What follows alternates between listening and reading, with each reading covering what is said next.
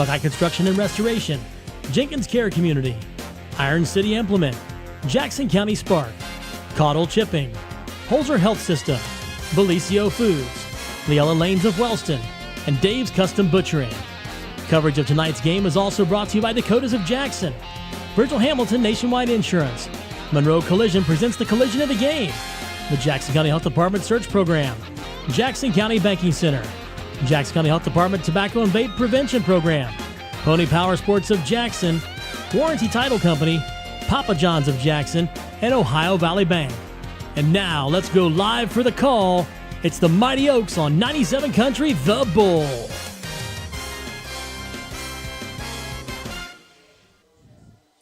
And we're live at Davis Stadium. It is a beautiful night for some Oak Hill football, where the Mighty Oaks are going to be taking on the Golden Rockets of Wellston.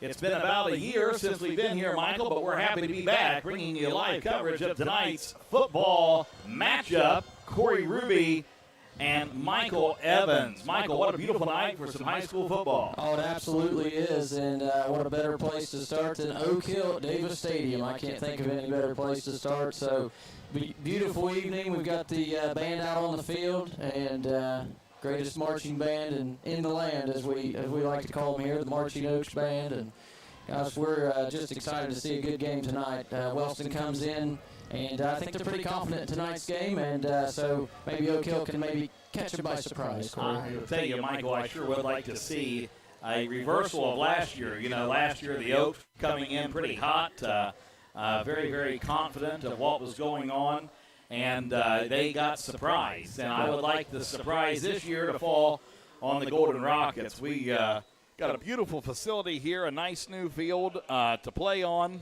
It's very, very nice. Looks like we got the high jump, the pole vault pit is all put in now. And a lot of improvements have taken place here at Davis Stadium. We finally got air conditioning into the varsity football field house. And speaking of changes at the varsity football level, that's just probably the tiniest of the changes with a new man at the helm. This year, the Mighty Oaks are going to be led out onto the field each night by head coach Jason Fitzhugh, replacing the former coach Tyler Kratzenberg here in Oak Hill.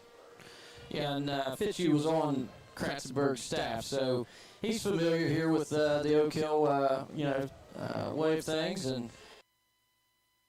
here, so maybe he can step into this role comfortably, and we'll see how he's got these boys prepared for tonight against what's going to be an in-county rival from, I would say, for many years to come, Corey. I'd say this is going to be one for the ages, that's for sure, and rightfully so. Nice, good, clean battle there of two Jackson County locals going at it, and hopefully, as time goes on, both of these programs have struggled as of recent, and so we're hoping that as time continues to evolve, that this continues to grow. The programs are now getting on their feet. They've got a good foundation underneath them, and we're looking forward to see what this brings. A couple changes on the year this year.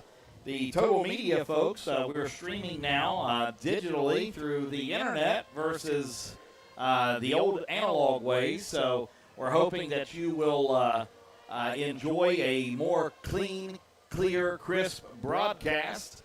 And for our faithful listeners out there, if something's not quite right, please just get a hold of us. Send me or Michael a text, and that way we can relay that information on into the folks at Total Media to try to give you the best presentation possible. Yeah, I couldn't say that any better. I was just sitting here thinking the same thing. Anytime you're changing things and trying to improve, sometimes you run into some problems. So if anything like that happens, please let us know. We'll try to fix those on the fly and get those things ready for you so we can bring you Oak Hill football. And tonight it's against the Golden Rockets of Wellston, and their coaching staff has now entered the press box, Corey, and we know that kickoff is very soon to come here in about 5 minutes. Corey, you want to maybe talk about some roster things, some returning players, maybe some keys to the game if we have time for it? Yeah, absolutely. So let's go ahead and introduce some things since it's the first game of the year. Leading the Wellston Golden Rockets is head coach Chris Graham. It's his second year at the helm. Bringing with him as his assistants Joe Briggs, Scott Cooper, Brian Mantell, Mike Lambert, Ricky Woodruff, and John Seitz, athletic trainer Shane Wells. And for the Oak Hill Oaks, let's hit that coaching staff real quick, Mike, and then I'm going to turn it over to you for some of your statistics. Sure. We got head coach Jason Fitzhugh. He's not a new face, as you said, was on the coaching staff the same time Kratz was. So this would be his, I believe, third year with the Oaks. And assistant coaches, Timmy Sowers is back on staff with the Mighty Oaks football program. Luke Hammond and Flint Barger. And the athletic trainer here at Oak Hill is Miss Sarah McFan. Michael, what's some interesting stats that you've got to share there? You want to go over some season data there on what these two teams bring to the table tonight? Yeah, sure. So first game of the year. I mean, this is we don't have much to go on yet. So we've seen a few scrimmages. We had a common opponent in Sims Valley for a scrimmage this year, and Oak Hill played them 2 weeks ago, and then last week Wellston got to play them. So I think that Oak Hill got beat 22-7 in that scrimmage by Sims Valley, and then Wellston took care of them 14-0. But you know, scrimmage is a scrimmage. You know, this is going to be real live action tonight. You know, and so we're going to see. I'm not sure that Oak Hill was even firing on all 8 cylinders. I think we had some personnel down. Right. Nonetheless, let's feed on that for just a second. Yeah. That is the very data that these Wellston, you know, I teach at Buckeye Hills, you teach at Wellston. In the at school today, excuse me, the you know, these Wellston kids are coming in really putting a lot of emphasis on the scrimmage score. Yeah. And, you know, that is not probably the best decision to make. I believe we're going to have a shootout tonight, okay? And the reality of it is Oak Hill is going to be spread wide open, okay? That's what Fitz runs. He's going to spread this thing out. They're going to run this sucker down the field as hard as they can in the air. And if they're able to connect, if we're going to have a lot of Abley Meldick, we're going to see a lot of action there tonight. And I'll tell you what else we're going to see. We're going to see some Abley Big Joe, okay? Yeah. Big Joe's going to be able to receive the ball a little bit this year, okay? That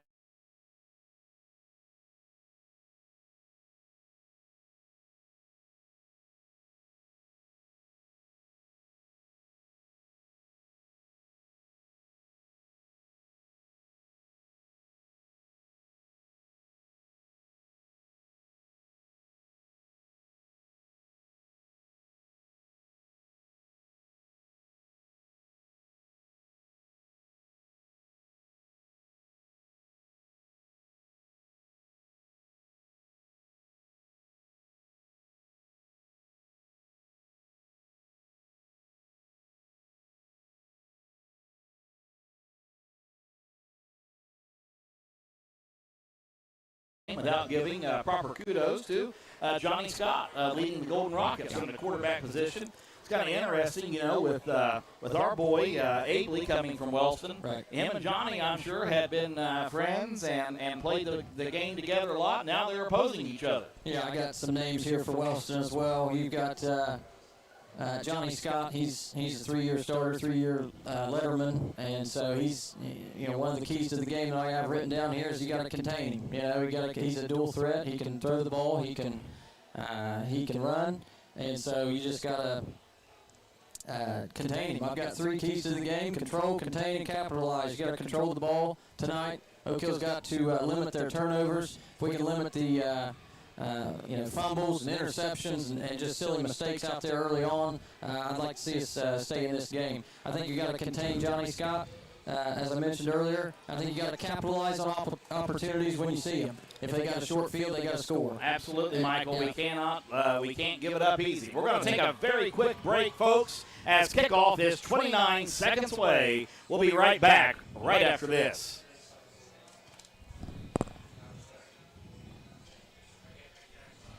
Okay, we're gonna cancel that break.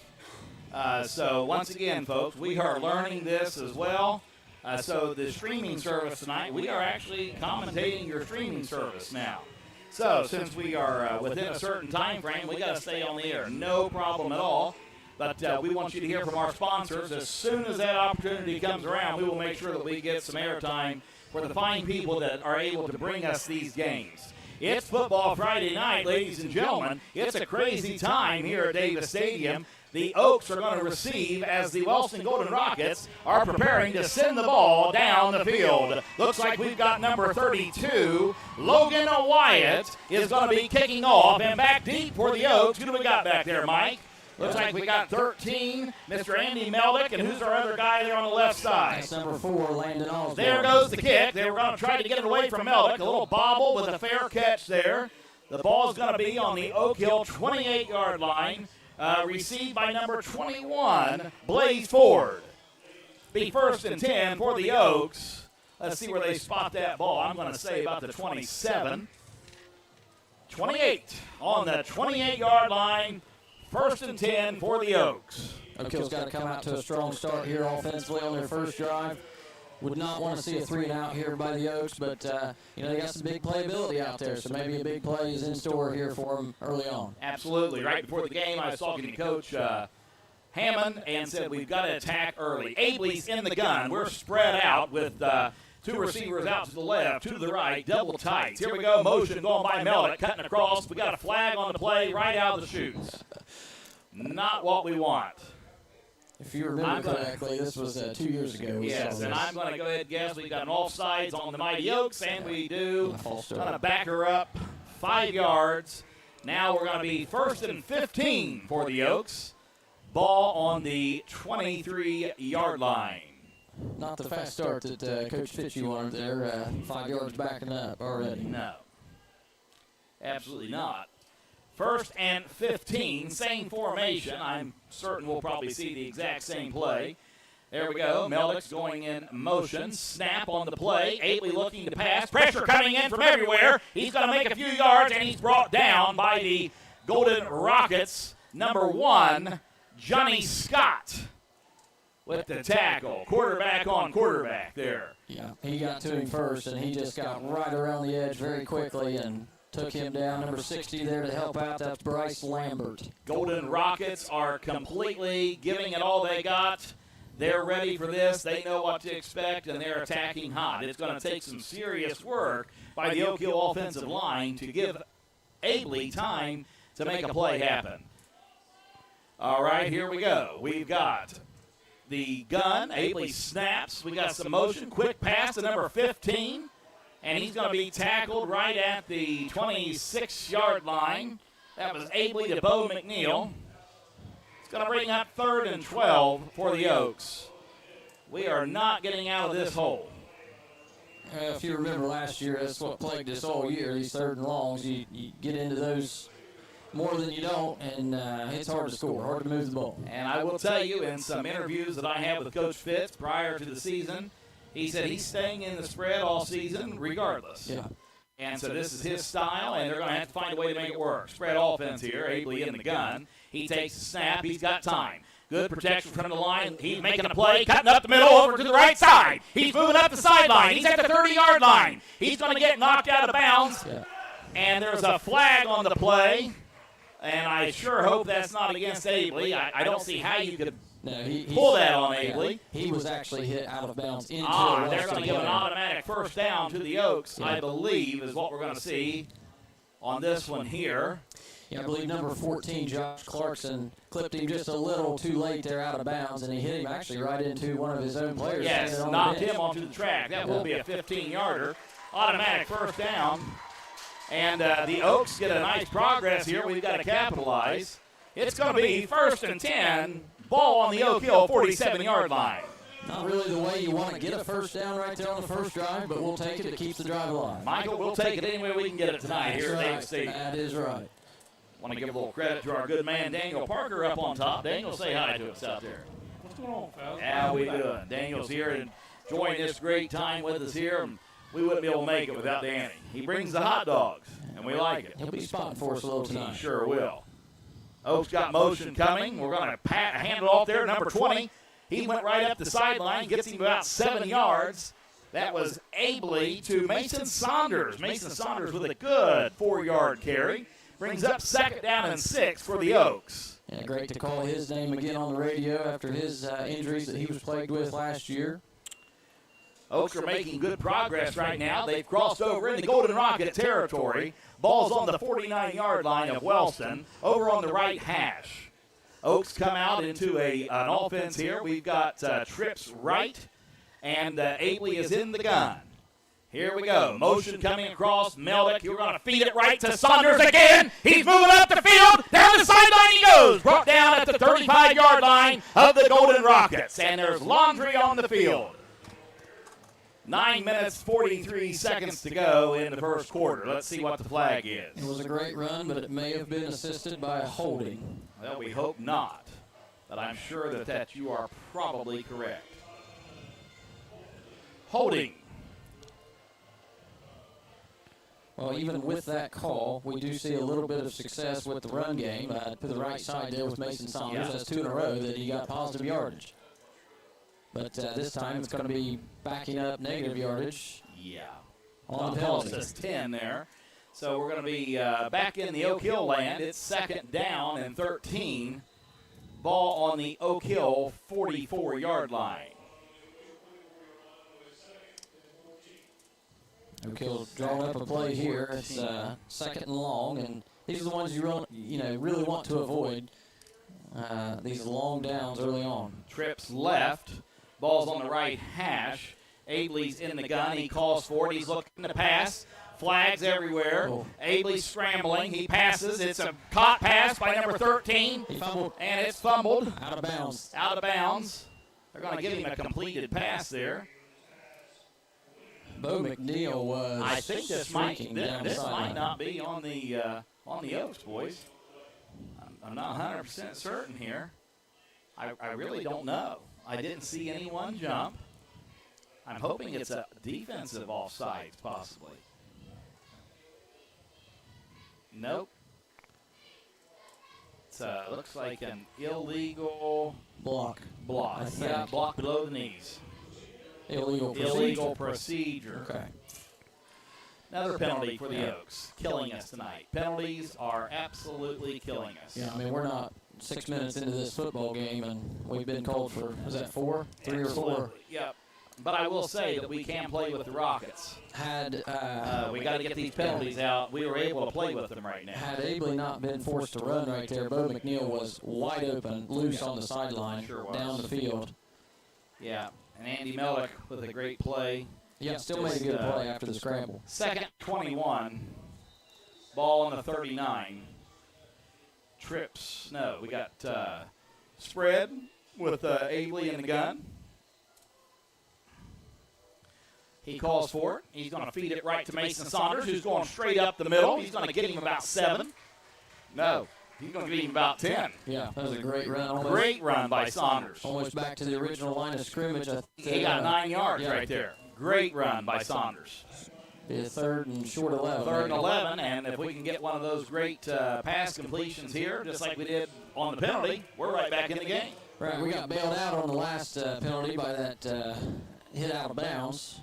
Automatic 15-yarder, but we'll see if we can make it happen ourselves here. Spread offense. Abley is in the gun, and he's looking to take that snap. He's telling some guys what to do, calling out a few audibles. Voila, there comes the ball. He's looking back. Heavy pressure. Great block. And there's the ball. Oh, threw it down through it. Incomplete. Incomplete to Andy Meldick. He was covered up heavy, but what a fine block by Blaze Ford. A perfect block to protect his quarterback, but that's going to bring the punt team out for the Oaks. It's 8 minutes and 36 seconds to go in the first quarter. The Oaks are forced to punt as the ball is on their own 46-yard line. That pass broken up there by number 11, Bailey Oosley. He's a sophomore defensive back for the Rockets. Back deep for the Rockets is number 13, Cale Fott. He's a pretty great athlete back there, and so he's dangerous if he gets the ball and tries to get loose out there. Now we'll see what kind of tackling the Oaks can do and how this play here works out for them. There is the snap, number 13. Good punt. Meldick sends the punt down. Great punt with a great bounce. Fought with the ball. He breaks 2 tackles, 3 tackles, 4 tackles, but they're on him down there, and they are taking him down. Trying to move around. Great defensive grouping down there by the Oaks, a whole herd of the Oaks down there. Bringing down Mr. Fott. Yeah, and it's going to take a lot to bring him down. As you can see, he broke 4 tackles before they got him. But short. Once again, Michael, tonight we're going to take it any way we can get it. That's right. Good, bad, or ugly. That's right. So we're going to get a look here at the Golden Rockets offense and what head coach Chris Graham has drawn up for them in this first drive, first series. And they've got some athletes out there, Corey. I mentioned Cale Fott, Johnny Scott. We've talked a little bit about him and his athletic ability, dual threat quarterback. He can run. He gets to the outside sometimes, and he's hard to catch. So we got to contain him and contain the rest of their weapons there that they got on offense. Number 8, Seth Lambert. He's going to be playing running back. He's a 3-year starter for the Golden Rockets. And must have been a flag, gentlemen. Are they going to Yep. Okay, so we're going to punt this again, aren't we? Yep, and offsides. So it's going to be, okay, so we're going to punt this again. And they wanted us to punt it again, naturally. Or maybe they wouldn't even give it an option. Well, I'd say they probably were. And they declined because of the depth of the punt. Yes, exactly. All right, let's try it again then. Another penalty for the Oaks. And there we go, Abley. That's Meldick. Meldick, excuse me. Yeah, my bad. That's going to be over his head. What a great move. Yeah. Oh, what a move. Stop, Get stop. down there and stop that thing. Great. Wow. The Golden Rockets should have taken the first punt. Wow. He punted that, and it is down inside the 3-yard line, so the Golden Rockets will start this drive on the 2. Hey, let's take a quick 30-second break here and hear a word from our sponsors. Do you remember being a kid and waking to the smell of bacon frying on the stove? Or the smell of fresh steaks on the grill? Those days are not over. Dave's Custom Butchering in Wellston brings back those childhood memories with some of the best fresh meats available for your family. Smoked bacon, homemade brats, fresh ground beef, and unbelievable steaks are waiting for you at Dave's Custom Butchering. Dave's Custom Butchering, West Broadway Street in Wellston. Call ahead and we'll have your order ready. 740-384-2340. The Mighty Oaks play here on 97 Country, The Bull.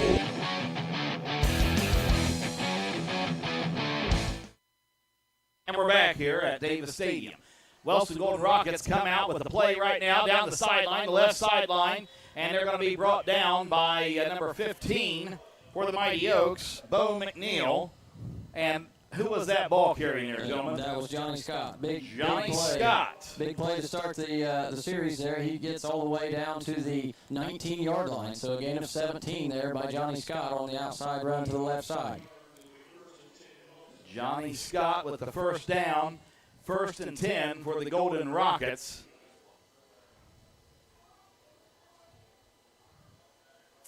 All right, motion.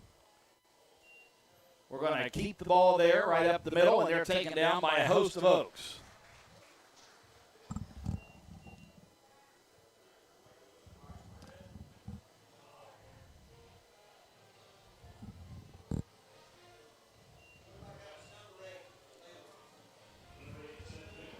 Number 8, Seth Lambert with the carry.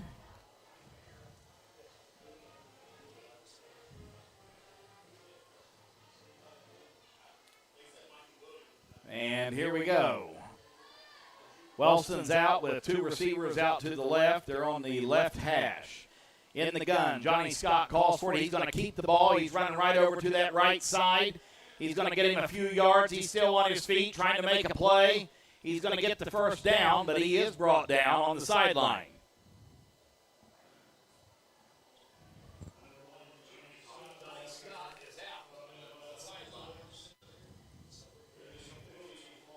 All right, here we go. We are now, let's see here. 2nd down, maybe. I don't know. I don't see the chains move. I think it's 3rd and short. They got a flag out there, and I think he just caught a holding penalty. Oh, excellent for the Oaks.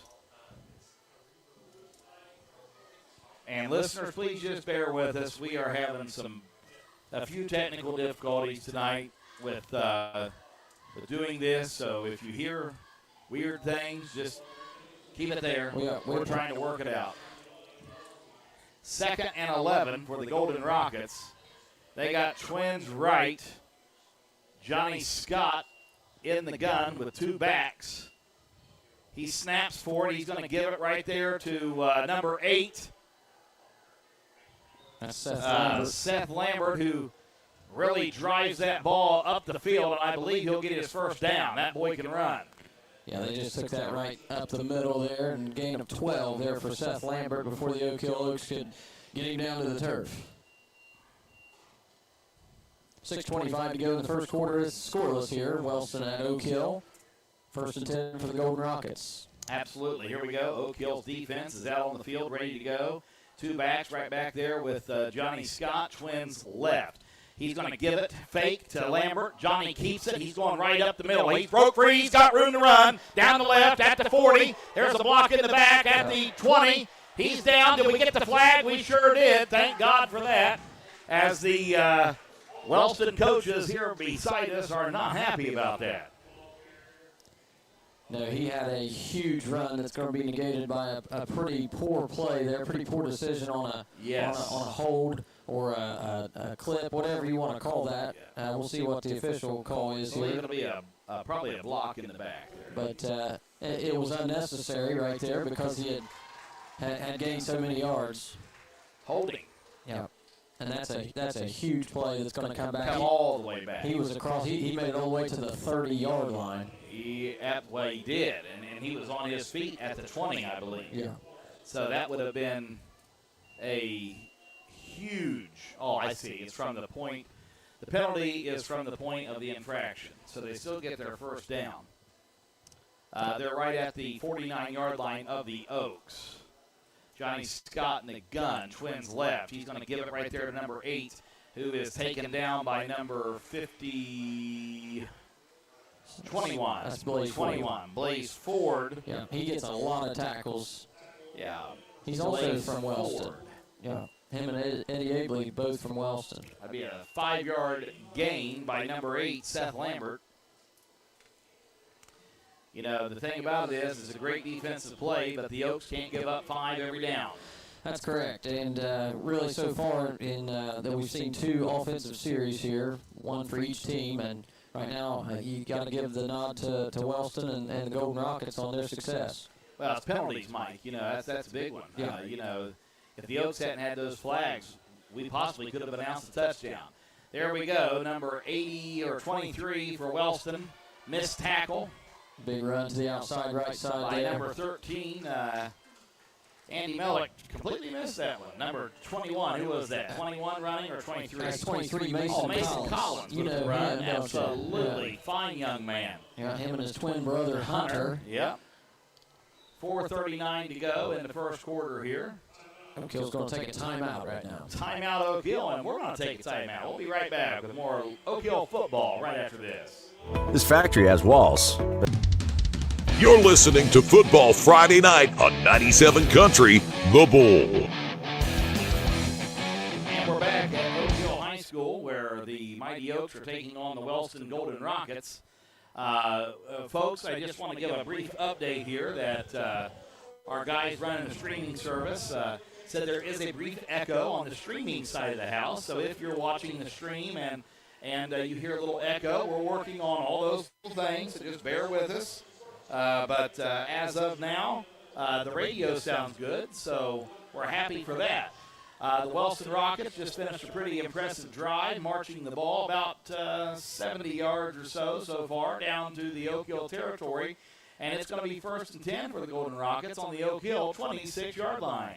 Yeah, it's last play there by Mason Collins went for about 22 yards to the right side. And so big success on the ground so far for the Golden Rockets. This drive started at the 2. Right for the Rockets. Johnny Scott in the gun back there with one of the Collins boys. He snaps it. He's going to keep it. He's trying. He's got some heavy penetration there by number 78. Big man, Dallas Coleman, sophomore for the Mighty Oaks. Getting on a little defensive action there tonight. Great job, Dallas. Yeah, helped out there by number 74, Trevin Irwin. Both in there for a tackle for a loss. We'll take it. Take it however we can get it, Mike. Yeah, big play right there now That's that they're play. nearing the red zone. It's going to be 2nd and 10 for the Golden Rockets. Still on that 26-yard line. Twins right. wing left. Scott in the gun. He calls for it. He's going to give it to 23. Collins, who's trying to get up the hole. He's stopped down by the Oaks almost at the line of scrimmage. Gain of 1 or 2. 23. Mr. Mason Collins on the carry. He's going to get him 2. A host of Oaks is what Mr. Jason Wright just said, and I'll agree with it. Big defensive plays here by the Oaks. Very impressive. 3rd and 7 for the Golden Rockets. Now they've moved into about the Oak Hill 24-yard line.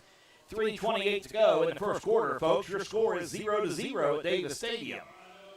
Yeah, we're just going to give props there to the defensive line, the entire defensive Oak line. Hill fans, you need to be on your feet right now unless you're driving a car. And please stay seated and use safety.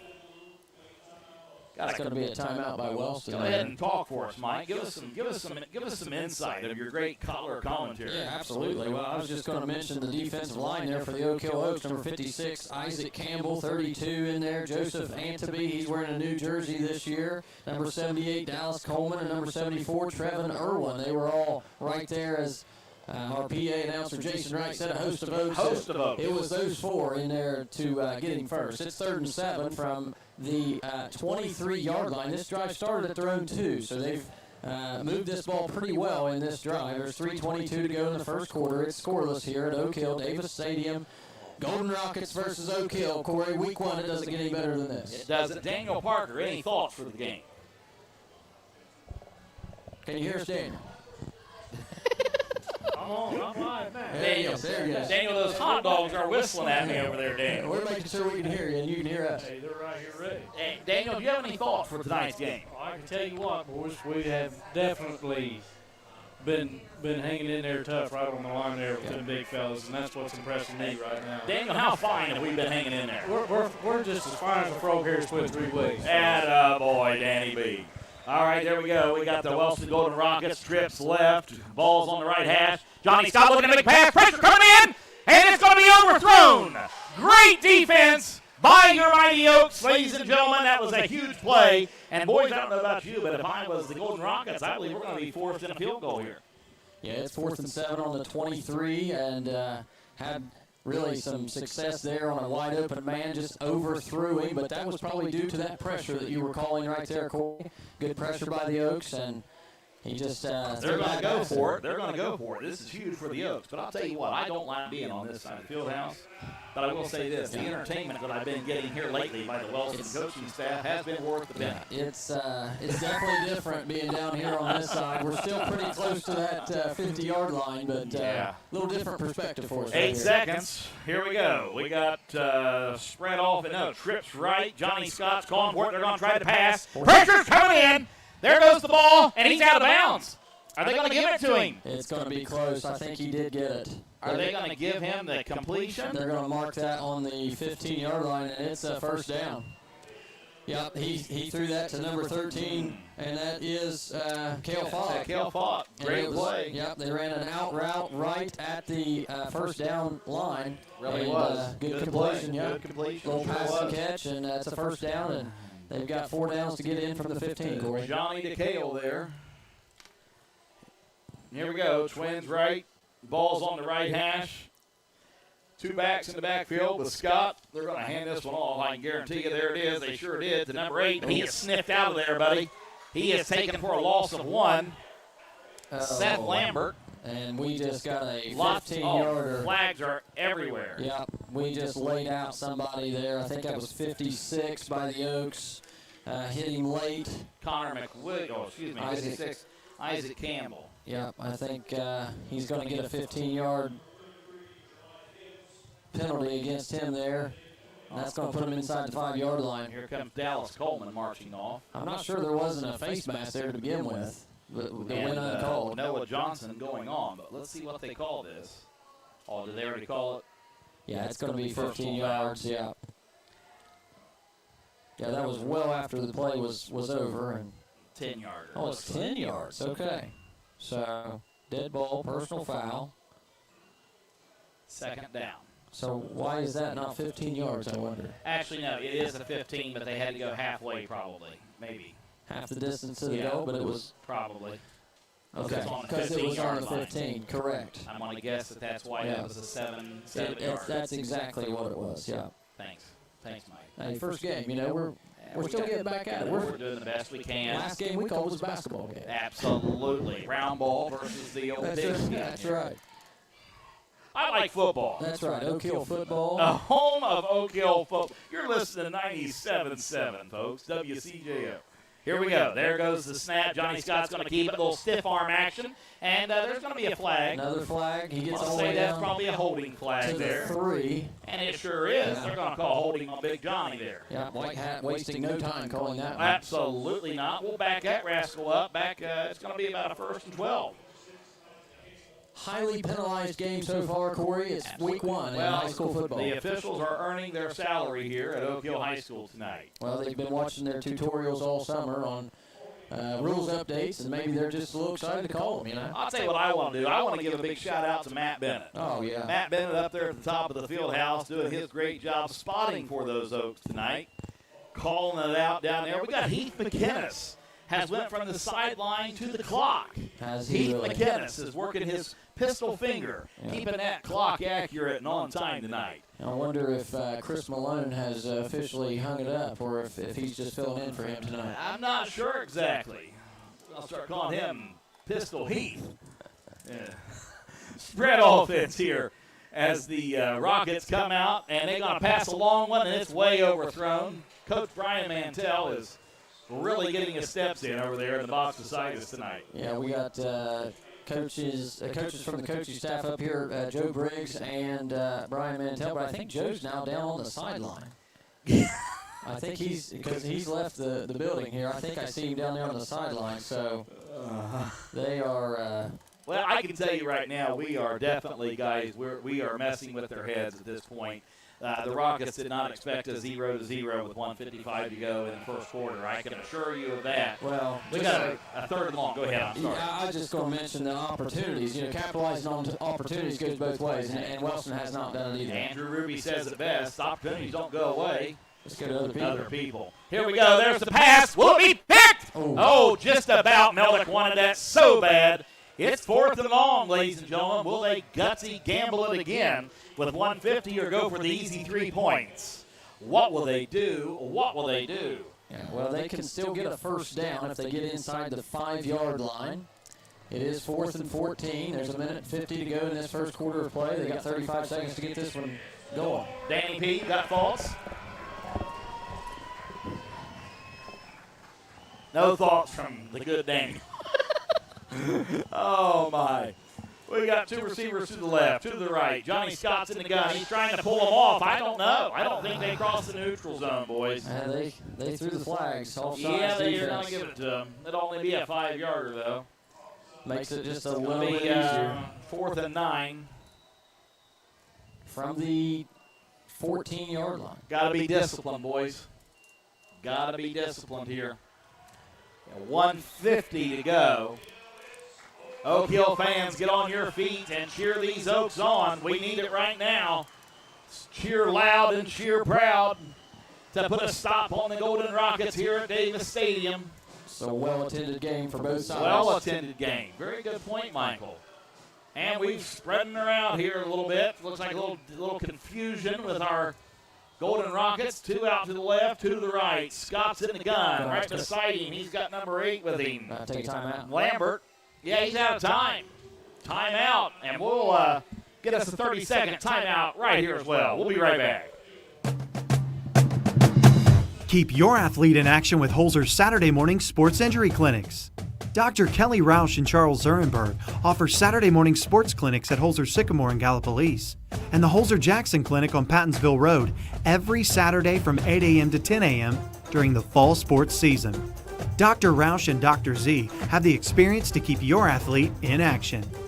No appointment necessary. Walk-ins are welcome.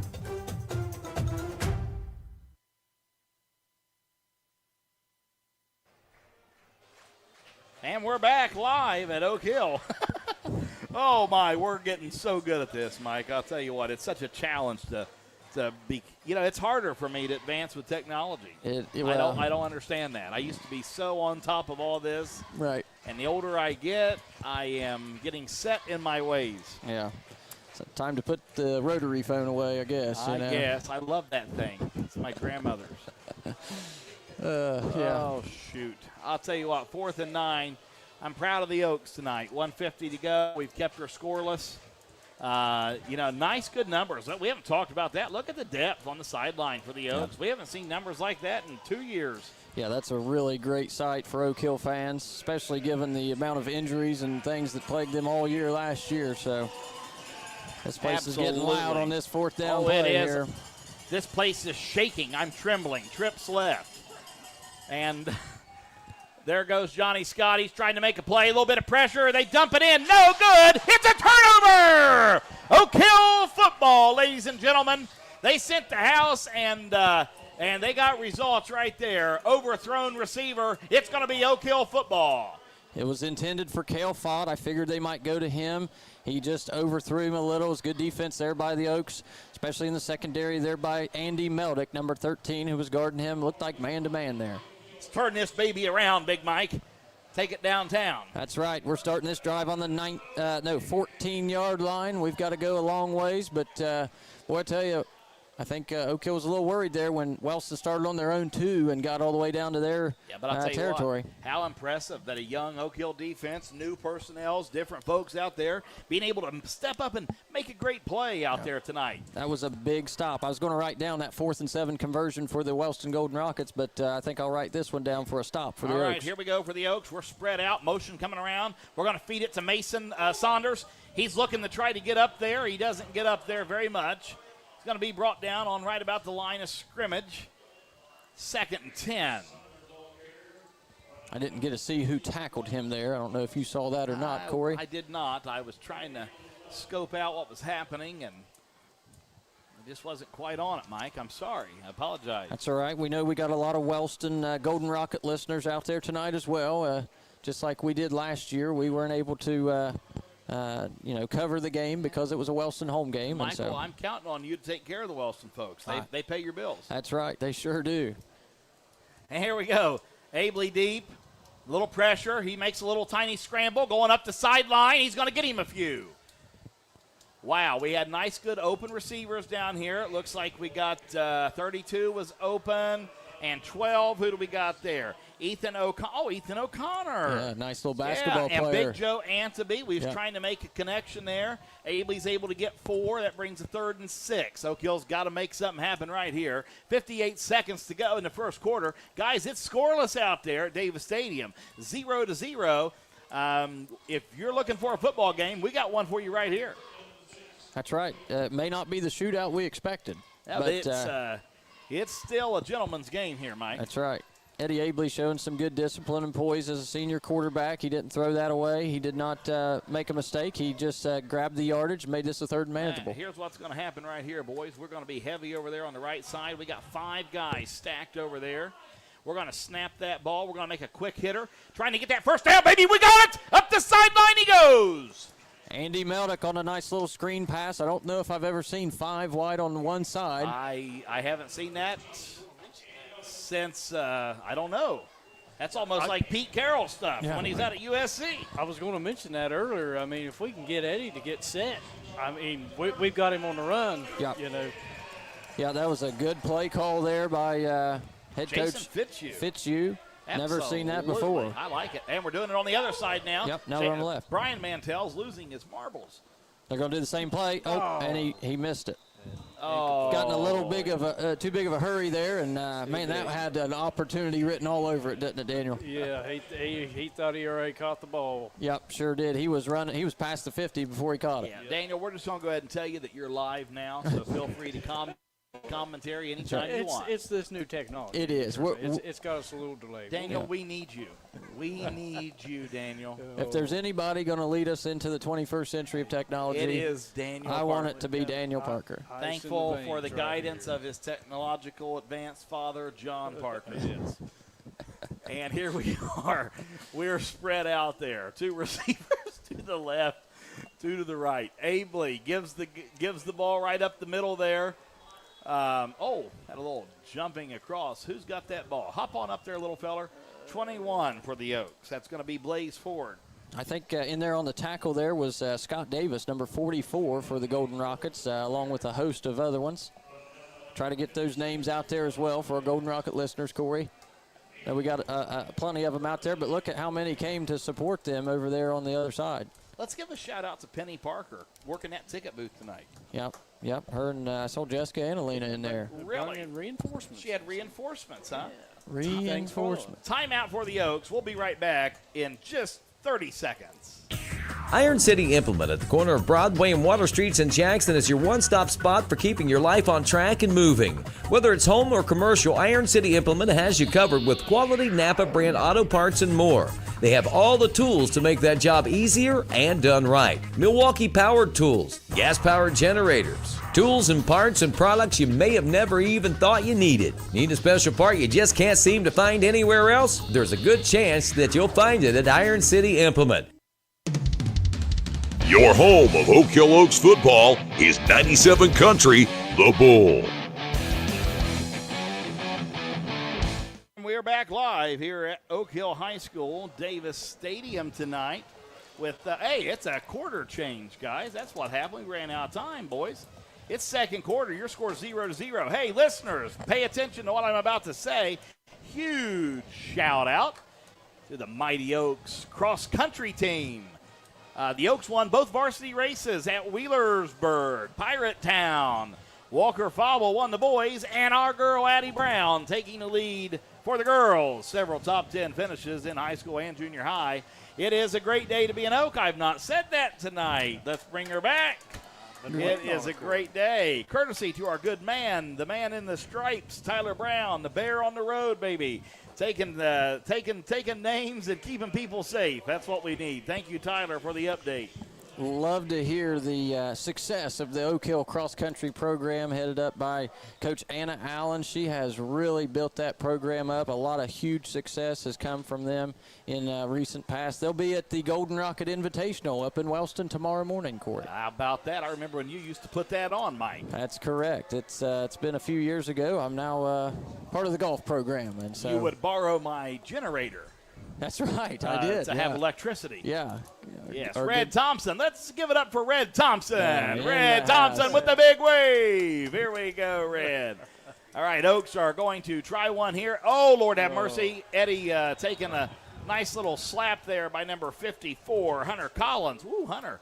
Wow, he got in there and got a piece of Abley there. Yeah, that was going to be a quarterback keeper there designed to run to the left side, and Hunter Collins just busted through the line for a huge tackle for loss. That was huge. And it's going to be a 4th down and 8 for the Oaks now. We're in the second quarter. It's 11:35 to go now, and 0-0 here at Davis Stadium. We're going to need to punt that ball. Yeah, it's going to be a short field opportunity for the Golden Rockets as Andy Meldick is back there to punt. It looks like he's standing on the 8-yard line, so hopefully he can get a big one away here, get a big boot on it, and maybe we can keep Cale Fott from running it all the way back. He's a huge athlete out there right now. Let's boot the ball down the field. Here we go. There's the snap. Meldick sends one. He's going to get a little bounce there. Good bounce. Touch that ball, 13. Oh, he touched it. Oh, boy, he made a move. We got man-on-man down 20. here. Moving on to the outside. He's up the field. He's almost to the 40. Well, he is not scared of anything. That rascal's not. Cale made a great play out of nothing there. He ran it backwards and caught it about on the 20, and he ran 20 yards to the 40 and out of bounds. I think they're going to officially spot it at the 38-yard line. And they're going to try to get into Oak Hill territory from there, Corey. Michael, you actually hit a nail on the head. He made a great play out of nothing. Yeah, he did. That was a very, very risky, gutsy, athletic move that 90% of high school returners would not have even attempted. I believe he read that ball right. Yeah. I think he knew it was going to take a forward bounce like that, and he timed it up well and took off with it. Yeah. Looks like Coach Briggs has made it back into the box. Yeah, sure has. They're both right up here beside us. Spread out now for the Golden Rockets. Johnny Scott, 1st and 10. Ball on the Rockets' 38-yard line.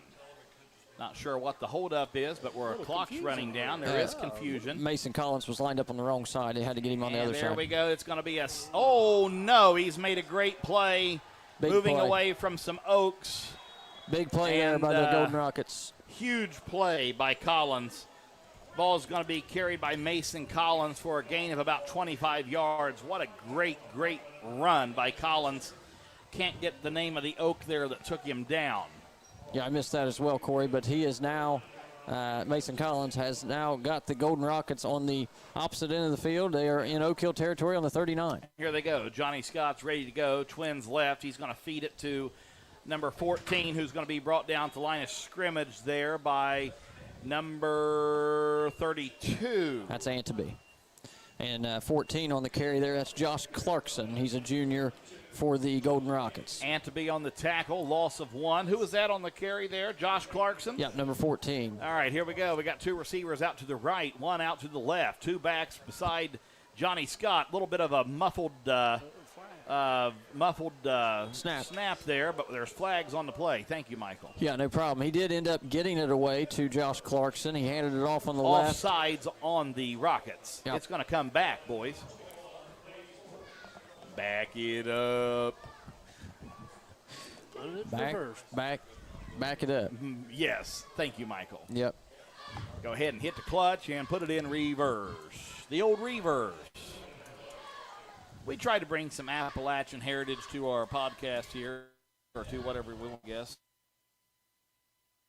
What are they? Radio broadcast? It's not a podcast, it's a broadcast. Broadcast, yeah. What's we're the live. difference between podcast and broadcast? We're live here at Davis Stadium. We are live. Podcasts are previously recorded, I believe. Are we regulated by the FCC? I believe so, yeah. Regulation. Yep. Speaking of the FCC, you are listening to 97.7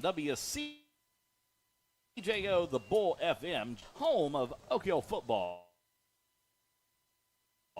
And we are happy to have you here tonight as we are really advancing the recent acquisition of BMG Media by Total Media. So now Total Media, who has always brought you radio coverage, is now bringing streaming and radio coverage.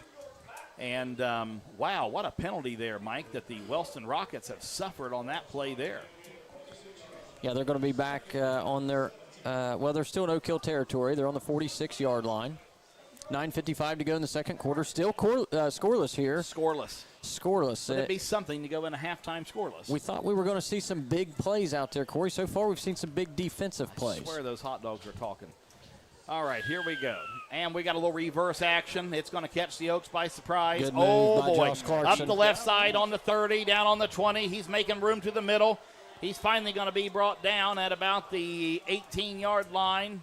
That's number 14, Josh Clarkson. Little quick reverse there, boys. What a finely executed play by the Golden Rockets. Yep. As he really picks up some yardage, putting the Rockets within the red zone now. Yeah, that offensive line's really starting to click for the Golden Rockets, and now Josh Clarkson giving the spark that they've needed on this offensive drive. 1st and 10. Snap. We're going to give it right there to Collins, 23. He is brought down, but he still manages to get 5 or 6. Mason Collins, 44 on the tackle. Mikey Williams. The Rockets is moving quickly. He got 6 yards. They're wanting to punch one in the end zone right now. Momentum is with the Rockets. Twins left. 1 receiver out to the right. We got Mason Collins in the backfield with Johnny Scott. Johnny Scott's ready to take the ball. He's getting a play in from the coach. Ball's on the right hash. 2 receivers out to the left. Here he comes. He audibles. He calls for the snap. There it is. He's going to give it to a little quick dump pass there to number 13, and it's going to be a touchdown for the Golden Rockets. Cale Fought puts one in the end zone. That'll bring your score 6-0 with 8:49 to go in the second quarter. Wellston over the Oaks. Yeah, we thought that might come sooner than later, and it comes right now with 8:49 to go in this second quarter. And that was Johnny Scott to Cale Fought for a little 7-yard pass across the middle for a touchdown for the Golden Rockets. And now for the PAT, lining Scott up. Davis for the PAT. He's ready. Oaks are going to give a little penetration here, and voila, there it goes through the uprights. It is good. That'll bring your score 7-0, Wellston over the Oaks. Keep it tuned right here. We'll be right back after this. Cottle Chipping is focused on providing logging and land clearing services with the highest levels of customer satisfaction and will do everything they can to meet your expectations. With a variety of offerings to choose from, they are sure you'll be happy working with them. There is no job too large for Cottle Chipping. Cottle Chipping has been in business for over 40 years, which is experience that you can trust. For more information about your logging and chipping needs, call Cottle Chipping at 740-596-5984. That's 740-596-5984. The Lewis and Gillum Funeral Home has been serving the Jackson and Oak Hill areas for many years, starting in Oak Hill in 1941 as the Keener Lewis Funeral Home and expanding into Jackson in 1984 and becoming the Lewis and Gillum Funeral Home in 2012. Throughout the years, we've been a funeral home that believes each family gets the same level of attention and care they deserve during difficult times. Lewis and Gillum Funeral Home, 202 West Maple Avenue in Oak Hill and 28 Harding Avenue in Jackson. Lewis Gillum Funeral Home, Director David Gillum.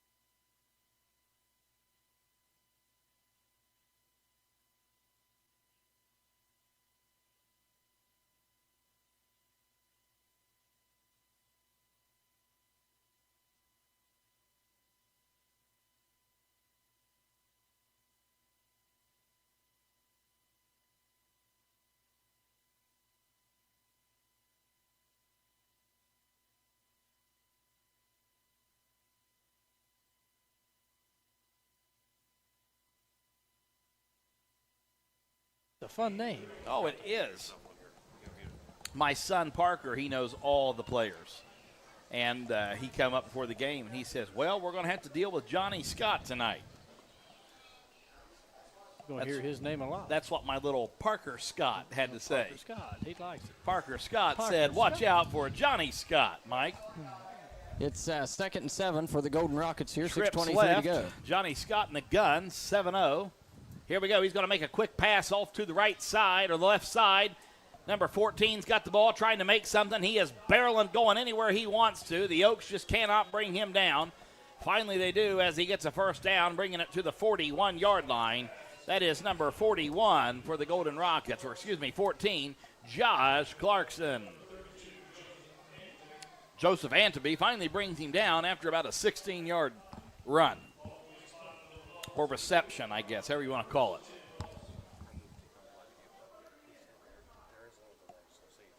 All right, here we go. Ball's on the left hash. Wellston's waiting to get the play in. The clock is tricking down here, the play clock. Twins left, snap goes, fed to number 8, Lambert. He's moving straight up the field, and he is stopped there at just a little more than a yard carry. Corey, we're going to take just a small, short moment here to apologize to our listeners. I believe they heard some static on the radio until just now. It's 5:24 to go in the second quarter. It's 7-0 still. Wellston with the ball. They're on the 45-yard line, not quite in Oak Hill territory yet. Here we go. There's the snap. Spread offense. Scott with an open receiver. Slips through his hands. A great opportunity for a pick by Meldick. Just didn't happen. Yeah, went right through the hands of Cale Fott, and I think that was a pass he probably would have caught normally. Just went right through his hands. Brings up 3rd and 6 for the Golden Rockets. 5:11 to go in the first half. Ball on the 45-yard line. Cale was a member of the Benton County Vikings last year, actually, for a year, and he's come back to Wellston. And so I'm sure at the end of the year he's going to try to get these guys fired up to win a rivalry game there as they start one here with Oak Hill and they end one with Benton County in Week 10. Sure. All right, here we go. Little stoppage of play here. Timeout by Oak Hill. Little spread offense for the Golden Rockets and timeout for Oak Hill. And we're going to take a timeout. We'll be right back with more Oak Hill football action right after this. Good people bring good people. At Buckeye Construction and Restoration, it's the foundation of our projects and our company. What started in a garage with 2 people and a dream now employs over 100 with offices locally in Wellston, Waterford, and Cincinnati. BCR offers competitive salaries, professional development opportunities, and an employee referral bonus program. Join one of the fastest growing companies in the Midwest by calling 833-775-1595 or visit bcrmco.com to apply. BCR, preserving our history with the hands of craftsmen. This is Football Friday Night on 97 Country, The Bull. WCJO FM, Jackson, a Jackson County broadcasting station. And we're back. It's football action here at Davis Stadium. Taking a brief break there to take a timeout break. As the Oaks regrouped after seeing that spread come out. It's 3rd and 6, 5:11 to go. Ball on the Oak Hill 45-yard line. Excuse me, the Golden Rocket 45-yard line. 3rd down and 6. Huge play. Oak Hill defense needs to really stand up and step up here and put a stop to this. This is a huge, impactful moment right here, Michael. Yeah, Oak Hill getting them in a 3rd and 6 here. See if they can Trips capitalize. Right. Snap, looking to pass, pressure coming. Going deep. Ball is deep. Intercepted. Picked off by Meldick. He gets it down the field. He goes off to the right side. He's got wide open spaces to try to move. There's a flag from behind. It's going to be an unsportsman there. I guarantee there was extracurriculars by the gentleman downfield, and we're going to have a flag on Wellston. Big play by the Mighty Oaks. It may actually be a block in the back by one of the Oaks. I don't know. Well, there's 2 flags. There was one flown in the back. Yeah. Back here. I Yep. think you have 2 different. 2 penalties. Yes. So you saw one and I saw one, looks like. Got a holding.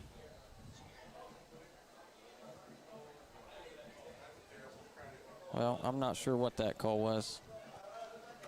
A holding on the return, I think is what he called. That's probably the one I saw when I thought he maybe caught a block in the back. But yeah, and I thought because that guy was so upset that he was using some heavy profanity down there, which drew a flag there. But obviously that back official was just reiterating the flag up ahead. Which is understandable in both cases. Right. Very for you and correct. the player. Yes.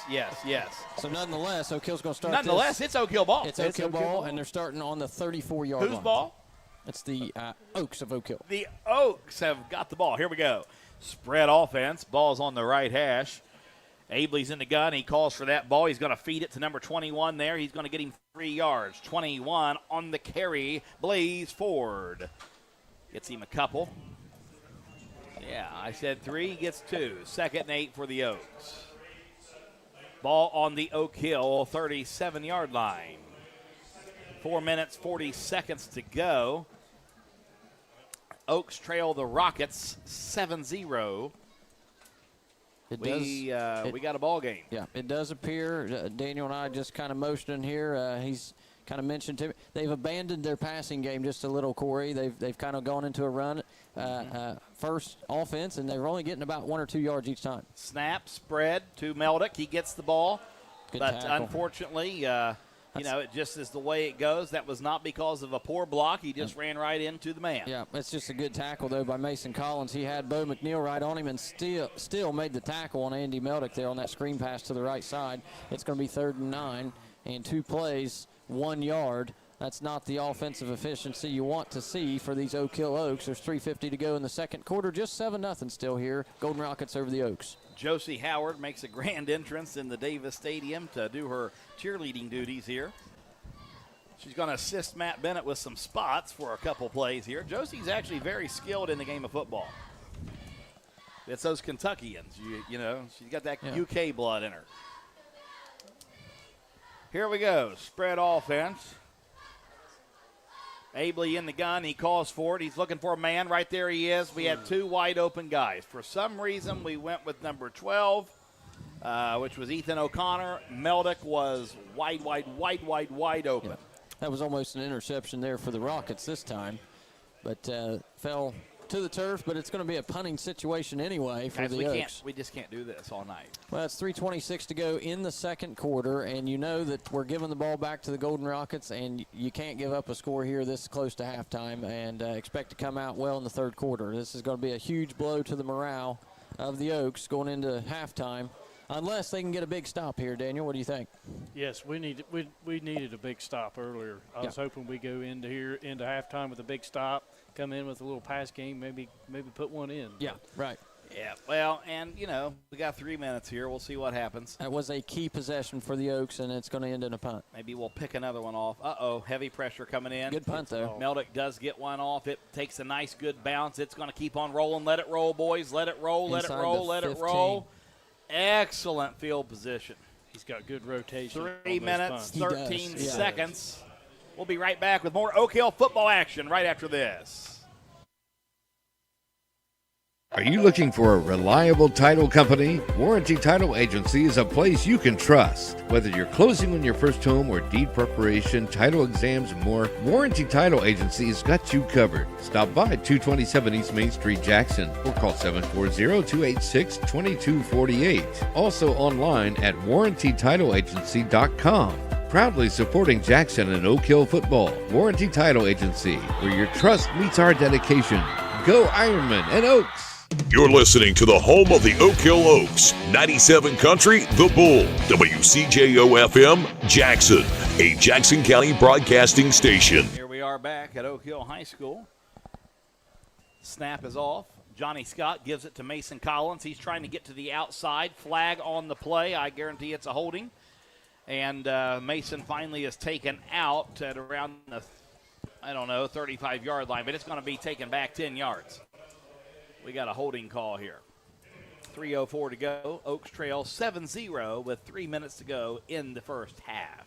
Well, I can sense the frustration from the Wellston coaching staff just because they're getting so many yards at a time, but they've only got 7 points to show for it on the board. And so they've kind of squandered some opportunities, some big scoring opportunities. And Oak Hill's really fortunate to be in this game right now. Yeah, it ball's on the 5-yard line, boys. Now, I'll tell you, this is going to make the Golden Rockets a little vulnerable, setting up good opportunities for potential picks. And, boy, what a location to pick one right here, boys. Pick one off and be right in the red zone. Yeah, you know he's preaching, Coach Graham's preaching ball security right now because they just ended that last possession in a turnover. There's 2:45 to go in the second, and the clock's running, and that time is moving off the clock. It sure is. And, you know, aside from the penalties, I'm very impressed with what I'm seeing so far from the Oaks. There we go. We're going to hand that ball off to Collins. He's just about out of there. But the Oak Hill defense just about blew that up. I don't know if you could see or not. We was blitzing on the outside there, okay? He ran it up the middle. And he ran it up the middle. I mean, if that ball would have went to the right side at all, it literally could have almost been a safety situation. Good gain all the way up to the 16-yard line for Mason Collins. Joseph Antby on the tackle right there. 2:10 to go, and here comes the Absolutely. Here we go. Little screen pass to screen pass, and it's going to be caught. Brings up a third down. And what? 7. Maybe maybe 4. 4. That's a good spot there. Thanks, Mike. I thought he ran out of bounds a little earlier, but 3rd and 3 or 4. 2:04 to go. He did get out of bounds, so the clock stopped. That's a 3rd and 3. And 3rd and 3. Big play here for the Oaks. I wonder what Jerry Nichols would do in a situation like this. Well, if they get a big he stop. needs to simmer down. Jerry needs to simmer down. Simmer down, Jerry. Almost rabbit season. Need you to be in good shape for me, buddy. Here we go. 2:04 to go. Oaks trails 7-0. Ball is deep down there on the Wellston Golden Rockets 20-yard line. 8 seconds on that play clock, and it's clicking down. There's the snap. We're going to feed it to Collins. He's trying to make it up, but the Oaks are going to sniff him out of there. It'll be 4th down. Ball. Did they call it dead before? I think they did, yeah. Let's see. I believe they did too, but my goodness, that ball came popping loose. And the runner was not down, but they did call a stoppage of progress, forward progress, so fumble did not happen. But it's 4th and 1, and there's 1:40 to go on the clock until halftime. Golden Rockets still leading Oak Hill 7-0. Oak Hill fans, we need you right here, okay? We need you big time. It's 4th and 1. Huge play right here. Do not give up a big play. Need to dig in. And please don't jump off sides. I guarantee they're going to try it right here to get you to jump. Yep. And they just did, and we held true. And we held true again, and we held true again. Good discipline. And we're trying. Are we going to get a jump or what here, boys? And that's a flag. No, it's not. Good discipline by the Oaks. 6 seconds. They're going to call a timeout. There's 2, 1. And they call a timeout. Timeout. They tried to pull them off, and it wasn't happening. They're going to have to punt that ball, boys. And here's what you got to be careful of. If they do come back out in their offense, they might try that again. They probably will. And there's 1:09 to go in this first half of play. I'll tell you what I liked was seeing those Oak Hill skilled defenders knowing once they figured trying to flex a little bit to try to get those linemen there to maybe flinch. That's right. They were dug in. It was really good discipline by both teams. Absolutely. Yeah. Completely agree. 1:09 to go. Oaks trail 7-0. It's a football game here at Davis Stadium tonight. We are in a game, and we were in a game last year. If you remember, that was a 12-9 victory at Wellston. Someone gave us a little light action here. Very nice touch. Yeah. Thank you. Yeah, that game went all the way down to the final seconds of play. I do remember there was some technical difficulties with the radio equipment that we tried to assist our friends at Wellston, but week 1 is always we're not successful. You gotta get started. You got to. You just got to get in that groove, Mike. You can't get finished if you don't get started. Absolutely. You'll never finish if you don't start. Just ask. That's how my poor wife has treated me that way with my garage. She wants the garage clean. All she wants is the garage clean. Yeah. She says it'll never be clean if you don't start. That's right. Nicole, I love you. I'm going to clean the garage. I promise. Probably not tonight. But. No, it will not be. Probably not tomorrow either. Oh, boys, you're going to get me in trouble. There we go. Thankfully, she's not on the radio. Spread offense for those Golden Rockets. They're bringing the guys in tight now. We got double tights. They're in a punting. Oh, they're in punting. Goodness gracious. Thank you, Michael. Didn't even, a stupid bar. Thank you. It's punt, yeah. And it's off. And we've not seen a punt all night. Oh, yikes. goodness. That's a big Write hit that one right there. down. Write that Number down. 17. Number 17, Yeah. Grayson Wow. Seitz. Grayson Seitz, that's Stuck son of him. John Seitz, I believe, over there in Wellston. He's former Okie, I believe, and he just laid down Andy Meldick as soon as he caught the ball. I'm and hit him proud to hard. be an Okie from Muskogee. Yep. Huh? The crowd had a collective ooh right there when he got hit right in the stomach. Ooh. Big hit there. Try it, Mike. Big hit. Hey, there's a minute left in this. There's a minute left. In this game, in this half, and we've got a ball game. It's 7-0. Golden Rockets and Oak Hill is almost at midfield here. They're going to start this on the 47-yard line. Good night. Whistling. Oh, yeah. That's right. We Here got we a go. whistle up here. I can hear it. Here we go. Ready? Ailey scrambling. He's going to pass that ball. There it is. He hits his man. Where's he going to go? Yes! Down the field he goes. He didn't get out First of bounds. down. Clocks are up. Yeah, No, he did they not stop. get. Oh, did they stop Yep, the clock? 51.8. First down. To move the chains. Chains. Sorry, excuse me. Who was that, O'Connor? That was Anteby, I believe. Big Joe? Yeah, that was Joseph Anteby on the reception of about 12 yards there. Big Joe. Boys, I'll tell you what, if the Oaks score this one, I'm going to come out of this chair. Well, here comes the clock. It's now You're running. gonna need to. 47 seconds, boys. This is the time we fire that baby up. Oaks are spread out. Abley's in the gun. Here we are, ladies and gentlemen. We're on the 38-yard line. Snap is made. Guy's going down the field. He's open. There he is. Abley's got all the time in the world. He's looking to pass. We got guys everywhere. Completion made to 15, and he's going to be down there on the 19-yard line. 28 seconds to go. It's 1st and 10 for the Oaks. They're going to stop the clock again to move the chains. Boys, I'll tell you, if we get protection like that, we will score before the half. Oak Hill's going to take a timeout right here, and it's a Timeout. good time to take one. We're gonna stay on the radio. Yeah. Okay, so let's talk about what we're seeing out there. Well, right there, you saw some great pass protection by the Oak Hill offensive line, allowed Eddie Abley to move around outside of the pocket to the right side and find a wide open Bo McNeil. He did a good job just sitting tight right there in the zone, and they got him the ball. And that's a good first down play there by the Oaks. Stopped the clock there with the moving of the chains and then called the timeout to draw something up here for a 22-yard play. They got, you got to think probably, Corey, about 3 plays here if they can get out of bounds, maybe on a couple of them. We just got word that Jerry Nichols is suiting up in the locker room now. He's ready to come out and make a grand appearance on the field tonight. He is excited at home. That's what we want to hear. Our former Oaks getting excited. Living Wanting vicariously. That's through right. Wanting the to put radio. the old pads back on. I'm getting some good updates here from our good friend Philip Malone as well. It's he gave us one about 10 minutes ago. Jackson's up 14-0 on Logan. That was as of 10 minutes ago. 9 minutes to go in the second quarter. He also said that he'd like to hear some more Nicole and Corey stories of the garage. Here we go. First down for Oak Hill, and this is a key possession for the Oaks right now. Oh, Lord have mercy. Here we go. Big play. They're wide open, wide open, wide open, wide open. Oh, he almost caught that one-handed. And we had a wide open number 12. That was Ethan O'Connor. That was a pass, a shot to the end zone on the left corner for Andy Meldick from Eddie Abley. We got to get it. That was an incomplete pass, so it's going to be 2nd and 10, 22 seconds. Oaks are hungry for a touchdown, boys. Ball on the 22-yard line. Incomplete pass, so a stoppage of the clock. Big Hank can't stand it. He's on his feet. Can't even sit down for this. He's too excited. If we can tie this game up, Corey, going into halftime, make it 7-7, this game is anybody's. Anyone's. It's in the one. second half. It's one for the record books, It'll boys. It'll be one in the second half. Spread offense. Abley is in the gun. The Oaks are hungry. He calls for that snap. Here we go. Big, heavy pressure coming in. Good block. Blaze Ford doing a fantastic job. Abley scrambling around to the right side. He's telling his receiver to go. Ball's in the air. Touchdown! Oak Hill! Touchdown, Oaks! What a play! What a way to trust your blocker, boys. Great job by Blaze Ford.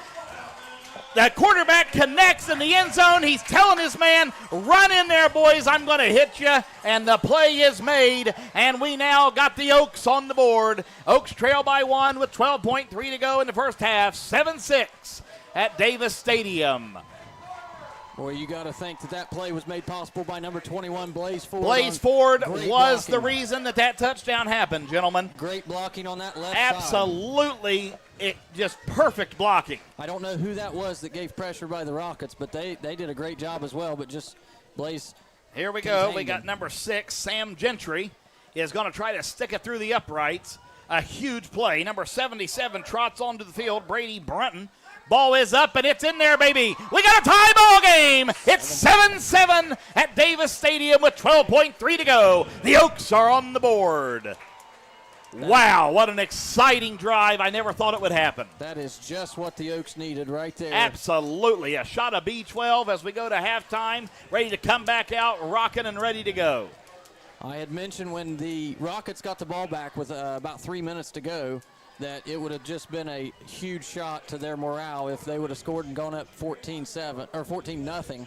But now they got the ball back, had a minute left, drove down the field and scored a touchdown, tied this thing up with 12.3 seconds left. Boys, I'll tell you what, it looks like Jody Falk has retired his aquatic duties, and he is now wearing a headset. He is. Yep, he has. Wow, he has moved up the ranks of the Oak Hill coaching staff. He's been promoted. Yes. Wow, what an exciting moment for the Oaks. Now you got to be disciplined here on the kicking team. You don't want to give up any big plays here. We know Cale Font is very much well capable of bringing one back to the end zone on a house call. Someone sent me a picture of Joe Elsess asleep with his cell phone, so I hope he's awake now. I don't understand that, but Big Joe, that one was for you, okay? Here we go. There goes the kick. Good kick. Oh, fumble! Out of bounds. Oh, boy. That was Grayson Seitz, number 17, muffed it. Wow. And it went out of bounds. Would that not have been something?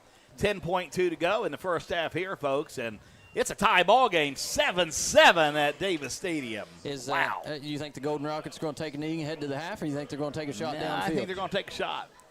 We'll see what they do. I think they're going to take them a shot, boys. I really do. Well, with their field position and a turnover just in recent memory, they're on their own 30. So I would not take a shot. Yeah. I would take a knee, and I'd go to halftime. And just cut your losses and try it again next quarter. Mm-hmm.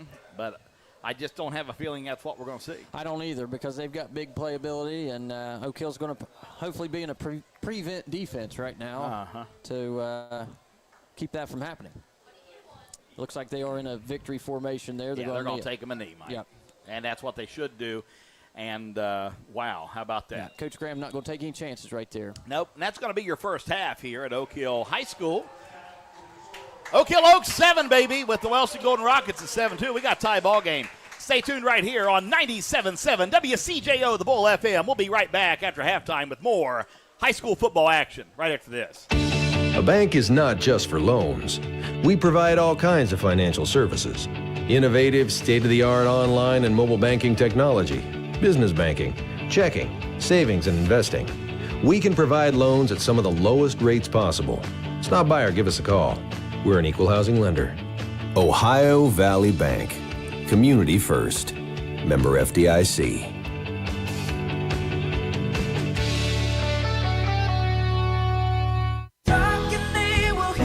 We all want our kids to grow up safe and healthy, so we show them how, and we tell them with honest conversations that let them know what we expect. That's especially important when it comes to alcohol and other drugs.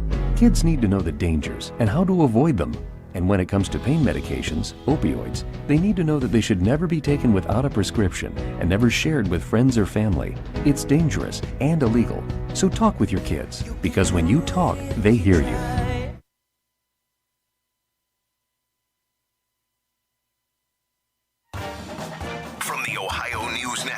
This is the Ohio Education Association Tonight in High School Football. Named Best Sports Program in the Country by the National Association of State Radio Networks. Tonight in High School Football is presented by Beck's Hybrids and by Ohio for Responsible Gambling. Now here's your host, Skip Mossick. Good evening, everyone, and welcome to Tonight in High School Football's Halftime Report. This evening, as another season gets underway, we will chat about it with Doug Ute, Executive Director of the Ohio High School Athletic Association. Doug joins us next on the Ohio News Network. At Beck's, we stand up for the things that matter most: our faith, our independence, and helping farmers succeed. As the largest family-owned seed company in the U.S., we believe in the integrity of remaining an independent family-owned seed company. Since our founding in 1937, we have continued to produce quality products backed by a quality family of employees and dealers dedicated to serving American farmers. And that's something to be proud of. Beck's, Founded in faith, forged in America. For more information, visit BexHybrids.com. I'm Ohio Education Association President Scott DeMauro, and on behalf of the OEA's 120,000 members, we're proud to bring you tonight's game. Our members are the public school educators who coach your kids on and off the field because we believe in the potential of every student and their right to a high-quality public education, no exceptions. That's why we will continue to speak in one voice to demand the supports and resources our public schools need because public education matters. Are you craving a pizza that's as big as your appetite? Try our $10.99 extra large New York style pizza. It's packed with your choice of one topping and made with our original fresh, never frozen dough. It's hand-stretched thinner with 8 oversized foldable slices. This is one big deal for one big pizza. Available now for a limited time at Papa John's Pizza in Jackson and Waverly, Ohio. Don't wait, order now and get your slice of the action before this offer disappears. We all want our kids to grow up safe and healthy, so we show them how, and we tell them with honest conversations that let them know what we expect. That's especially important when it comes to alcohol and other drugs. Kids need to know the dangers and how to avoid them. And when it comes to pain medications, opioids, they need to know that they should never be taken without a prescription and never shared with friends or family. It's dangerous and illegal. So talk with your kids, because when you talk, they hear you. This is Tonight in High School Football on the Ohio News Network. Once again, here's Skip Mossick. We are presented by Beck's Hybrids. At Beck's, they are and will remain farmers at heart. And welcome back, everyone. Halftime of your game broadcast. We are joined for a few minutes by Doug Ute, Executive Director of the Ohio High School Athletic Association. And Doug, it's hard to believe it's here already. I know some of the other fall sports began earlier this month, but how excited are you and your team for another football season across the state? Oh, man, I'll tell you, Skip, it really seems like we just walked out of Akron with baseball. You know, the summer just kind of flew, but you know, the old school person in me, and, you know, I used to love the time of year, and it was a couple weeks ago I pulled into Lakota West High School, and the football team was out on the field, and the band is in the parking lot. There's nothing like hearing a marching band in town practicing, you know, for the community, and there's something about Friday night football, particularly that first one, that puts a lot of excitement in the air, I think. So it's an exciting time to be a high school athlete. You know, as the season begins, everybody has high aspirations. Year 4 now for the expanded playoffs with 16 teams per region. You know, like everything else, Doug, you're never going to make everybody happy, but you know, tell us why the pros of the expanded playoffs outweigh the cons. Yeah, certainly. I mean, it's the only sport where not all of our student athletes get a chance to participate in postseason.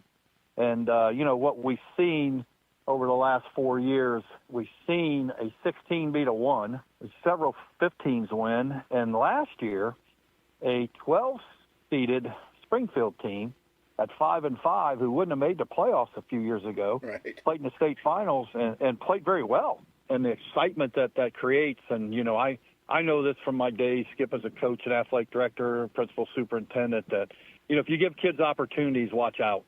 I think that's the big thing for us, is just the opportunity for kids to have that second season, because we've seen schools take advantage of that. You know, Doug, one of the other pros is obviously revenue. You know, last month, the OHSAA, along with the 6 athletic boards, awarded $200,000 to 20 recent high school graduates as part of the OHSAA's Scholar Athlete Scholarship Program. That's the highest amount in recipient numbers in the 30-year history of doing this. Why is this so important, both to the OHSAA and to the districts? Well, you're investing back in the kids, and you're rewarding them for good things, because that Scholar Athlete's all about being a good student and then your achievements on the field or the court or, you know, after 3 o'clock. And so, you know, we're extremely excited about 200. We hope to continue to grow that. And, you know, you mentioned financially, you know, 4 years ago we were nearly broke, Skip, and our goal was to get to 9 months cash on hand, which we did, and beyond. So we're able, through our enhancement fund, to give each one of our member schools $2,000. We upped the reimbursements for regional and state games. And as you said, we increased the student athlete scholarship fund with the new AED law that came into effect. We're going to present 32 AEDs out to schools in need, and so it's just neat to be able to do that and give back to our schools to help them with their mission to provide these opportunities for the student athletes. Well, Doug, last thing, all football playoff games will again be on Fridays this year. I know that's something the Coaches Association has been in favor of.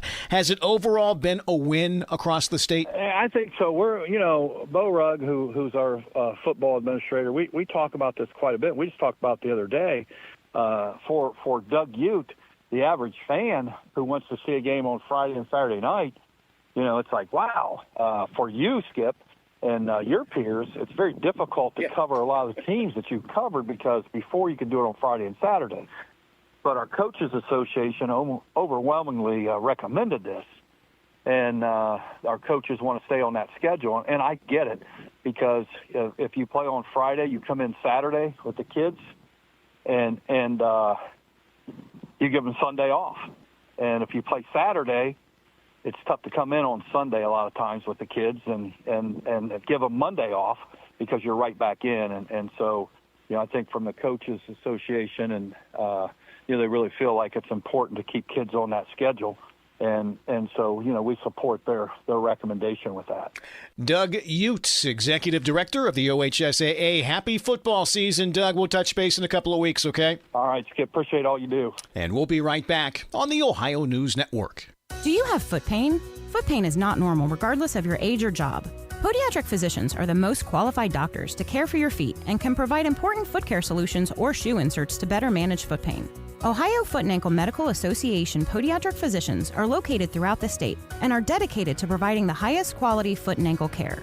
We've been serving the profession and the public for over 100 years. For more information or to find a member of the Ohio Foot and Ankle Medical Association near you, visit ohiofoot.org.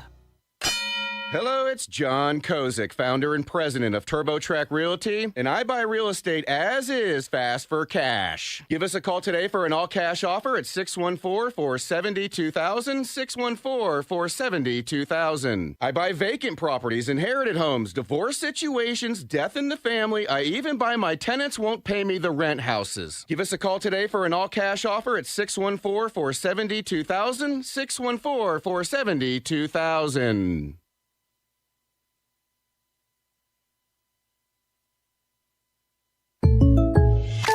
When you're shopping for insurance, you might say, "What? Huh?" I'm so over this. But what you really need to say is something that could actually help. Like a good neighbor, State Farm is there. When you get a local State Farm agent, they can help make it easy and help you choose the coverage you need. Plus, they're available online, over the phone, or even in person. I'm so into this.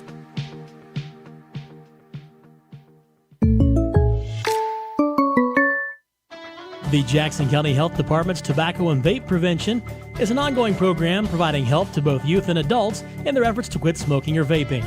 Nicotine is addictive and is not only in tobacco products but also vaping products.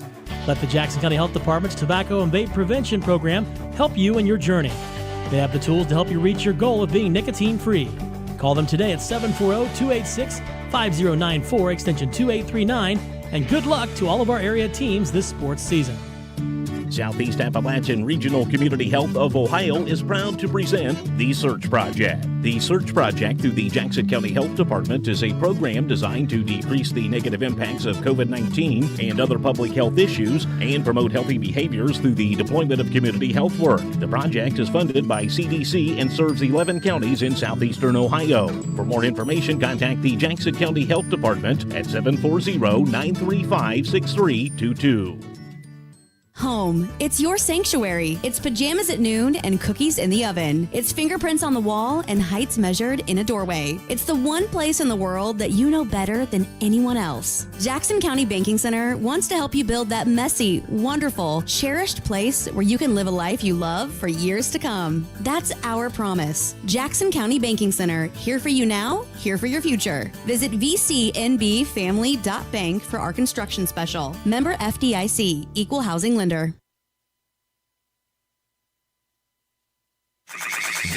This is WONN. Our thanks once again to Doug Ute, Executive Director of the OHSAA, for joining us this evening. Enjoy the second half of your ball game. I'm Skip Mossick on the Ohio News Network. This has been the Ohio Education Association Tonight in High School Football. Presented by Beck's Hybrids and by Ohio for Responsible Gambling from the Ohio News Network.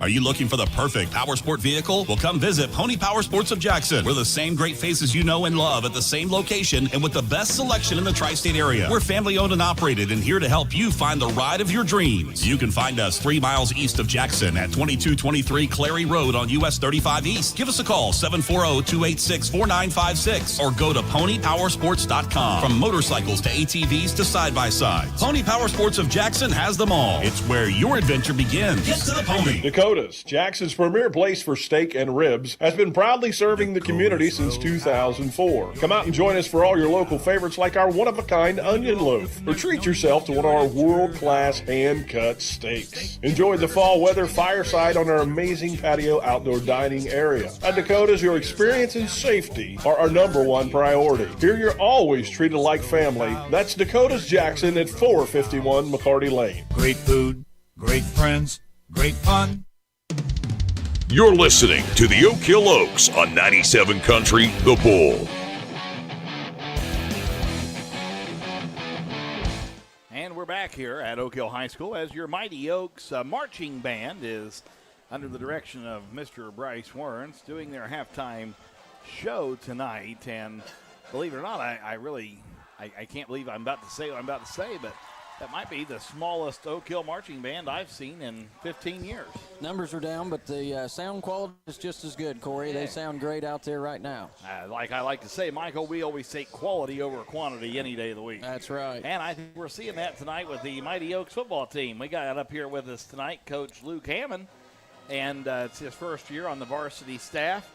Coach Hammond, we are happy to report this tie at halftime. Coach, tell us a little bit about what's going on. Well, right now, first off, I want to thank you guys for having me up here. I appreciate it. You guys do a heck of a job. Right now, we're just trying to get our offensive line and defensive line fixed. On the offensive side, we've given up too much pressure up the middle, not giving our quarterback enough time to get the ball down the field. We've got receivers running down the field wide open. There's not enough time to get him the ball.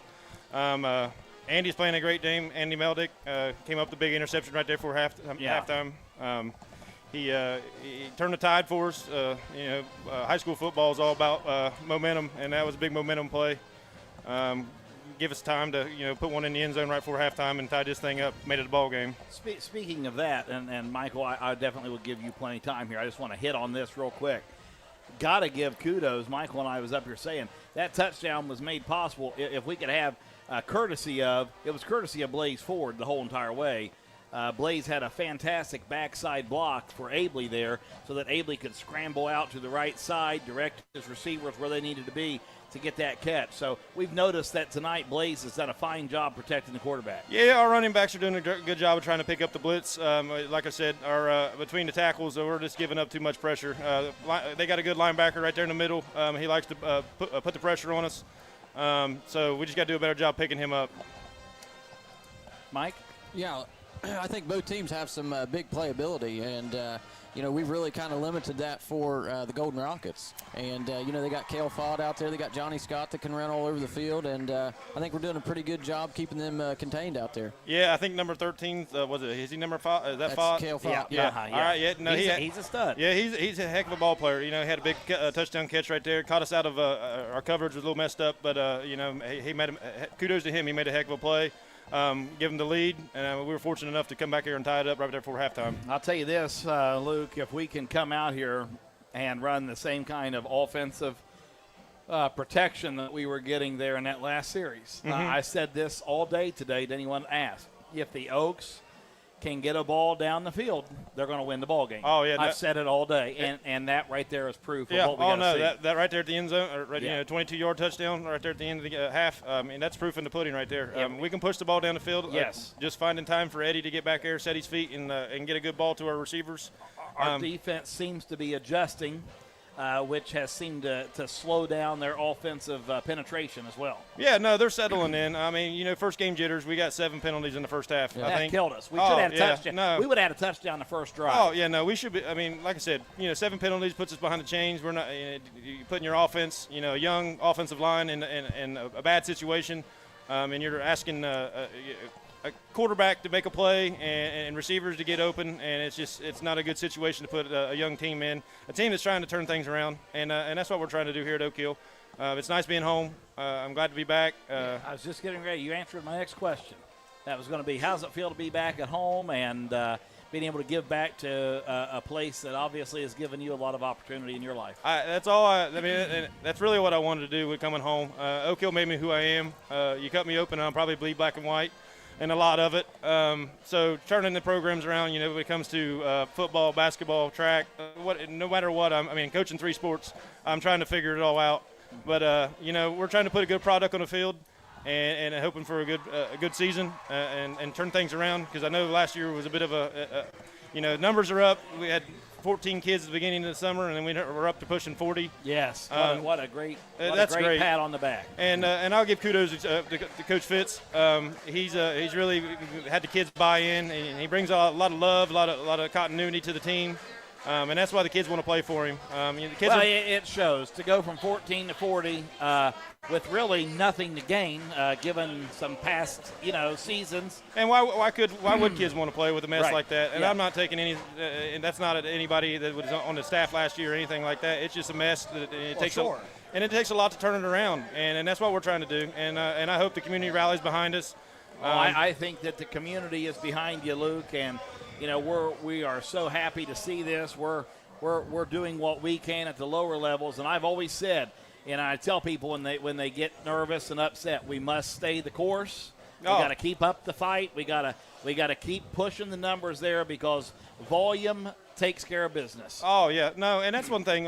People got to understand, it's not going to be a turnaround in one season. This is going to be a process, and we're a small school. One class can change that. And we got big numbers in the freshman class, and there's some players that are walking the halls that we need to get out. Sure. Other than that, man, it's good to be home. It's good to see the black and white competing again, and I hope it's here to stay for a long, long time. Yep. I was just motioning here that the community's right here in front of us. Yeah, it's packed house This tonight. is a packed house, and they're ready to see these Oaks turn it around. And one of the keys to the game that I had written down was capitalize on opportunities. We did that at the end of the second half, and I think we can do it in this in the first half, second quarter. And, man, if we can do that in this second half, we got a good shot. Yep, clean it up and push the ball down the field. That's the keys right here, boys. We get the ball to our playmakers. We got a fighting chance to win this ball game, bring it home. That's right, Coach Luke Hammond. We're your number one supporters right here, putting it on the radio tonight, Coach, and we're going to be here shouting that victory out. So come back and see us after we get the win, okay? All right, thank you, boys. Appreciate having me. Yes, sir. Thanks. Thank you. That was Coach Luke Hammond of your Mighty Oaks varsity coaching staff there. Coming back, he says he wants to give back to the folks that gave so much to him. And, wow, what a compliment and testament to an impactful program that obviously has made a difference in his life. And he just wants to be able to give back that to future generations. And that's the difference between, winning programs and programs that do not sustain. We're in a rut, and we're digging out of it. And that we have to be supportive. He hit some other good points. We must rally behind him.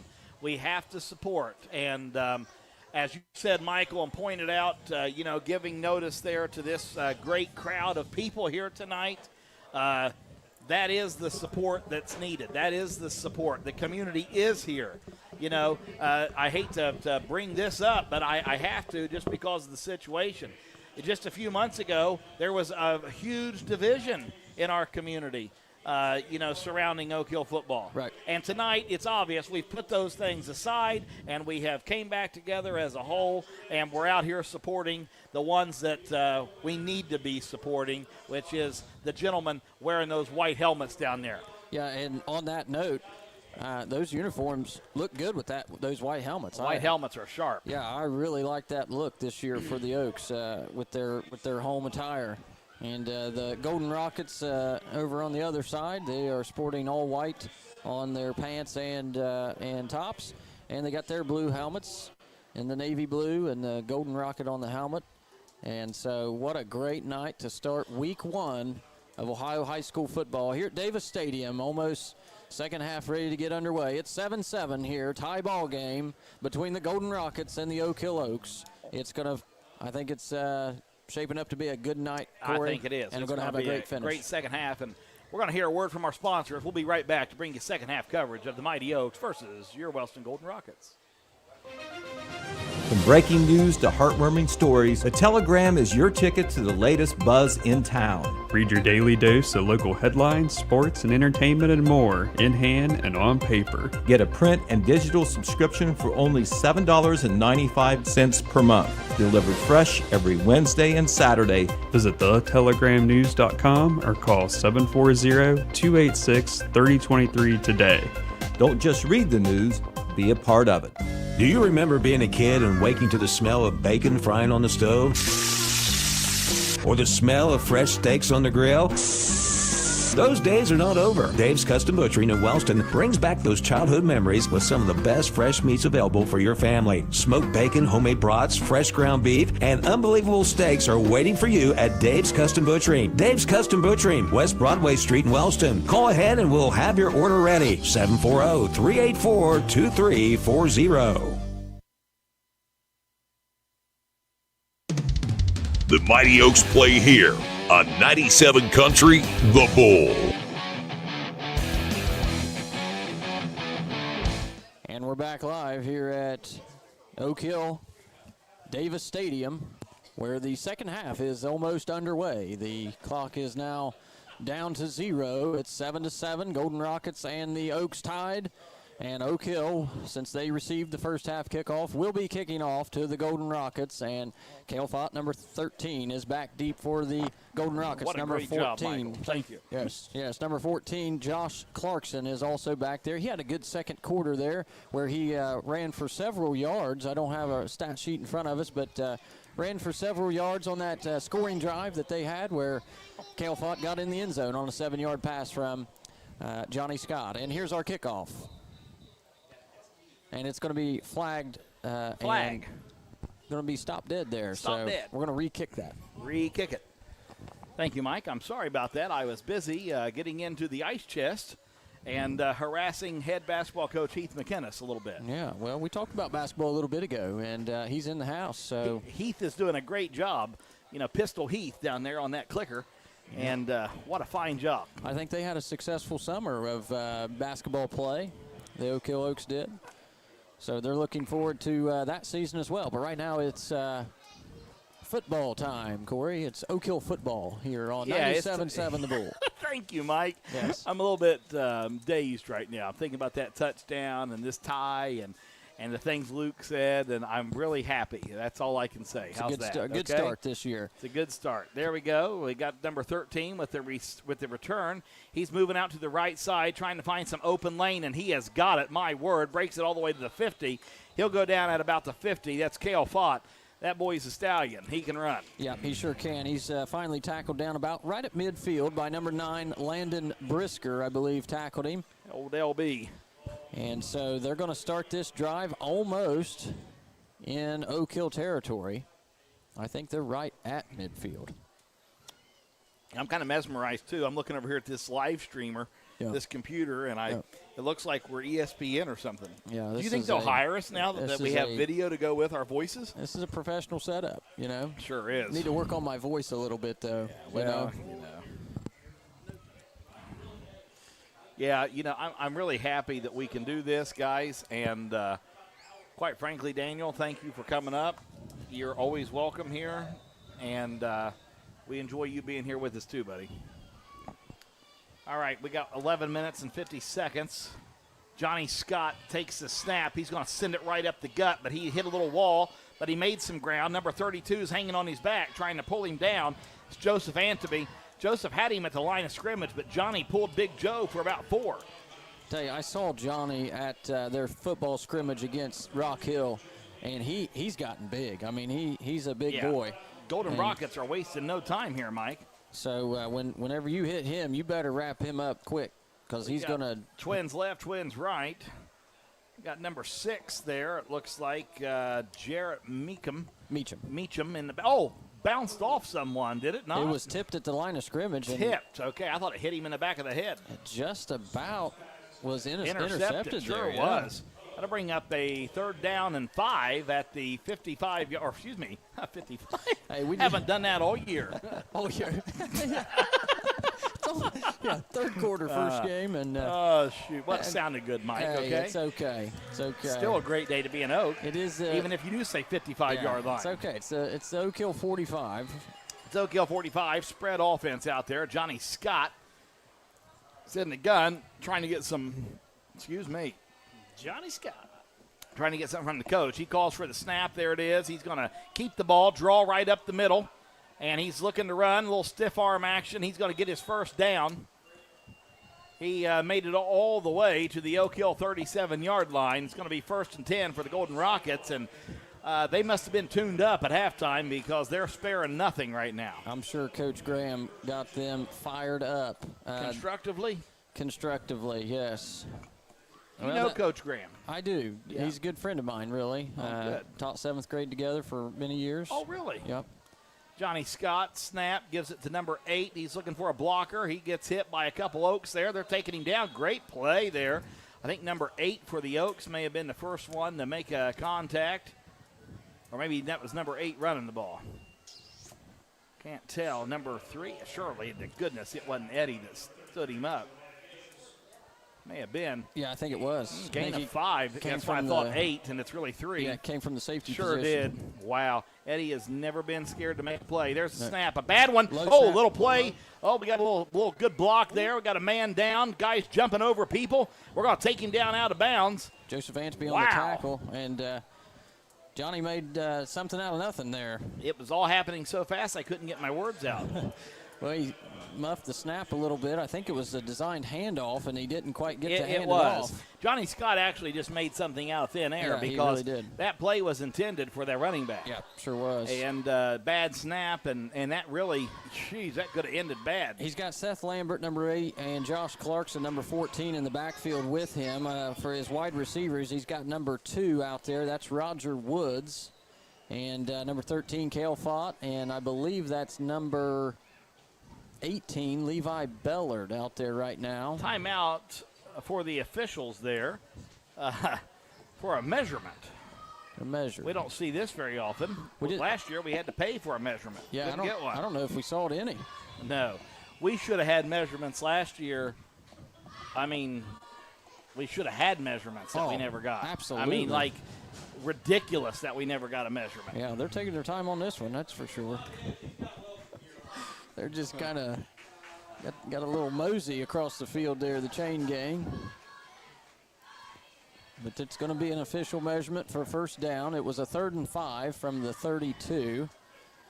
And we can't see anything because of the Oak Hill bench players, so we don't know how close it actually is. But we'll wait. And it looks like they're going to be, they're going to call it short. The Oaks are saying they, let's see. Taking their time on this one, aren't they, Daniel? They are. Well, they're thorough. Oh, they got to move to the spot. I think we may be a little confused here on where we're going. Yeah, they got to do it on the field here, so they had to go down to the sideline, then bring it back in the midfield at the hash. Mm-hmm. So now they're measuring officially from here. And get them a Stanley Fat Max out there, Daniel. I mean, what's going on here? They're going to need something out there. That's for sure. I haven't seen any official call yet. Let's see what the White Hat has to say. 4th and short.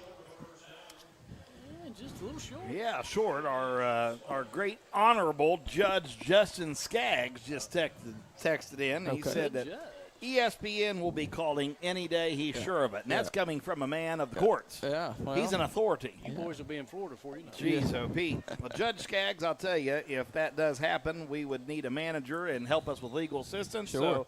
So you're hired, okay? We do appreciate it. Disney World. All right, here we go. 4th and inches, and Johnny's going to keep it. He's going to get it. And he's going to get it easily. Yeah, sure did. He's still not brought down. Johnny Scott. Johnny Scott. He's still dancing around out there. Don't be surprised in a tight game of in-county rivals that this could get a little heated. Might see some extracurriculars out there. Yeah, it could happen. That is right. Tempers may be flaring by the end of this fourth quarter. The third quarter is just kind of slowly. At the north and the south. Yeah, it's 9:35 to go here. And there's not been much action in this third quarter of play. Wellston's moved the ball fairly well. They've moved it about almost 30 yards now. They started this original drive at the 50-yard line. Here we they go. are They're on the 22. spread out, and we got some motion in the back there. Johnny Scott's going to feed it to number 8. That's and, Lambert. Lambert, yeah, we got a flag on the play. I'm sure it's holding by the offensive line. Lambert is a hard-running man, taken down by the Oak Hill linebackers.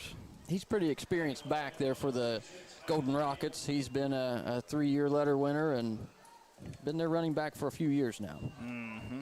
Actually, we may have a face mask, gentlemen. Yep. Officiating crew kind of taking their time. Yeah, they're going to call a face mask on the Oaks. So he must have picked old Lambert up by the helmet and helped to assist the tackle. Must have. That's going to move them. Boys, you can't do that. Not in this Helmets territory. are for protection, not for assistance. Well, this close to the goal line. I mean, that puts them all the way down on the 10-yard line, 1st and 10. Looks like 1st and goal, from the 10-yard line. They're ready to get in the end zone. Michael, you and I called this game to likely be a shootout, and boy, it's definitely shaping up to look that way. Well, if the second half is, the first half was not, but if they get a quick score and we get a quick score at this third quarter, we may be correct. It's like an old Clint Eastwood Western. Yeah. You get a little Western. That's right. Yeah, boy, Johnny Scott running around to the right side. He's found him a place to move, trying to get in there. He wants that touchdown so bad, and he'll be brought down at about the 3-yard line. I wouldn't be surprised if we see Johnny Scott trying to put this team on his shoulders and do a lot by himself. Yeah, he will. It's going to be 2nd and goal with about 4 yards to go to get in that for a touchdown. 8:25 to go. Quick hit here. There's the snap. Going to feed it to number 8. There's a couple I think flags. there's a fumble. There's flags on the play. So there was a marker thrown down. Yeah, those were penalty flags, I believe. Orange shouldn't be a penalty flag. Tackle there was made by Dallas Coleman, number 78. Took down number 8. Maybe they was just throwing those to help them mark the ball.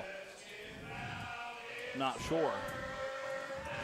Yeah, they never did really call, did they? That wasn't a flag. It was some kind of orange marker. And then there was 2 of them. Yes. 3rd and 4 here from the 4-yard line. So 3rd and goal, excuse me. Yeah. It's okay, Mike. Done that twice. Here's there a we pitch go. to Clarkson. Clarkson will be brought down. It's going to be 4th and goal, boys. Pitch to the left side to Clarkson. He cut it up the middle. Did not get in. He got down to about the maybe 2. a yard. I don't know. About 3 yards. 4th and he gained 1 yard. It's 4th and 3, boys. So he's going to have 3 yards to get will to the end zone. Will they go for it, or will they get the 3 guaranteed points? That's a wow. That's a decision. 7-7 game in third quarter because points have come at a premium. This is a live or die play here, boys. The Oaks are hungry. Oak Hill fans, it's anticipation station right here. 4th and 3, 6:59 to go, 7-7. The Rockets are going to go for it. They're not going to take the easy way. The snap is gone. Johnny Scott looking for his man, and it's no good. No good. They're going to turn the ball over for the Mighty Oaks. What a poor coaching decision there, gentlemen. I would have most definitely went for those guaranteed 3, and they tried to do it and did not happen. They're going to turn the ball over to the Oaks. Pass was intended for, I believe, number 18, Levi Bellard, and number 4, Landon Osborne there for the Oaks. He's a sophomore defensive back, and he broke that ball up right there. You had 3 plays in a row of very little productivity. You know, how many times do we see this, guys? We've seen it in high school sports. It never works out. When you are down there and you have 3 plays to move 3 yards and you can't put it in, you kick the ball. Yeah. Well, I guarantee you Jim Tressel would have done that in the Ohio State Buckeyes days. Well, Wellston did gamble a little bit in the first half, so this is kind of a right. a little bit of a consistent that I'm seeing. Now the Oaks have got to work themselves out of this mess. I'm happy that we have the ball, but this is tough field position. Yep, they're on their own 3-yard line. Spread offense here. Abley calls for it. He's going to feed the ball right there to number 20. I believe. I couldn't see his number. I'm assuming that it's Mason Saunders. I'll know here in just a second. He's going to gain him about 3 yards. Yep. Good job there by the defensive line of the Golden Rockets, number 44, getting in there again. Scott Davis, we've called his name a few times. He kicks for the Golden Rockets as well, I believe. Yes, he does. That was Blaze Ford. Blaze Ford, 21. Thanks to Mason Ruby. He was there spotting some numbers, helping him at the clock table. 6:15 to go in this third quarter. It's 7-7 still. Tie ball game here at Davis Stadium. 2nd and 8. That was a gain of 2. The Oaks has got to break out of this little tight spot here and get the ball moving down the field. We're in a tight spot.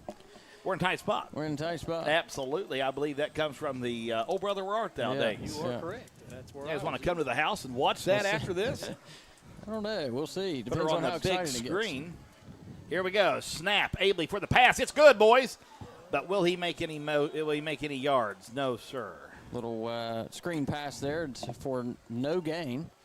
It's going to remain 3rd and 8 from the 5-yard line. 5:30 to go in this third quarter of play.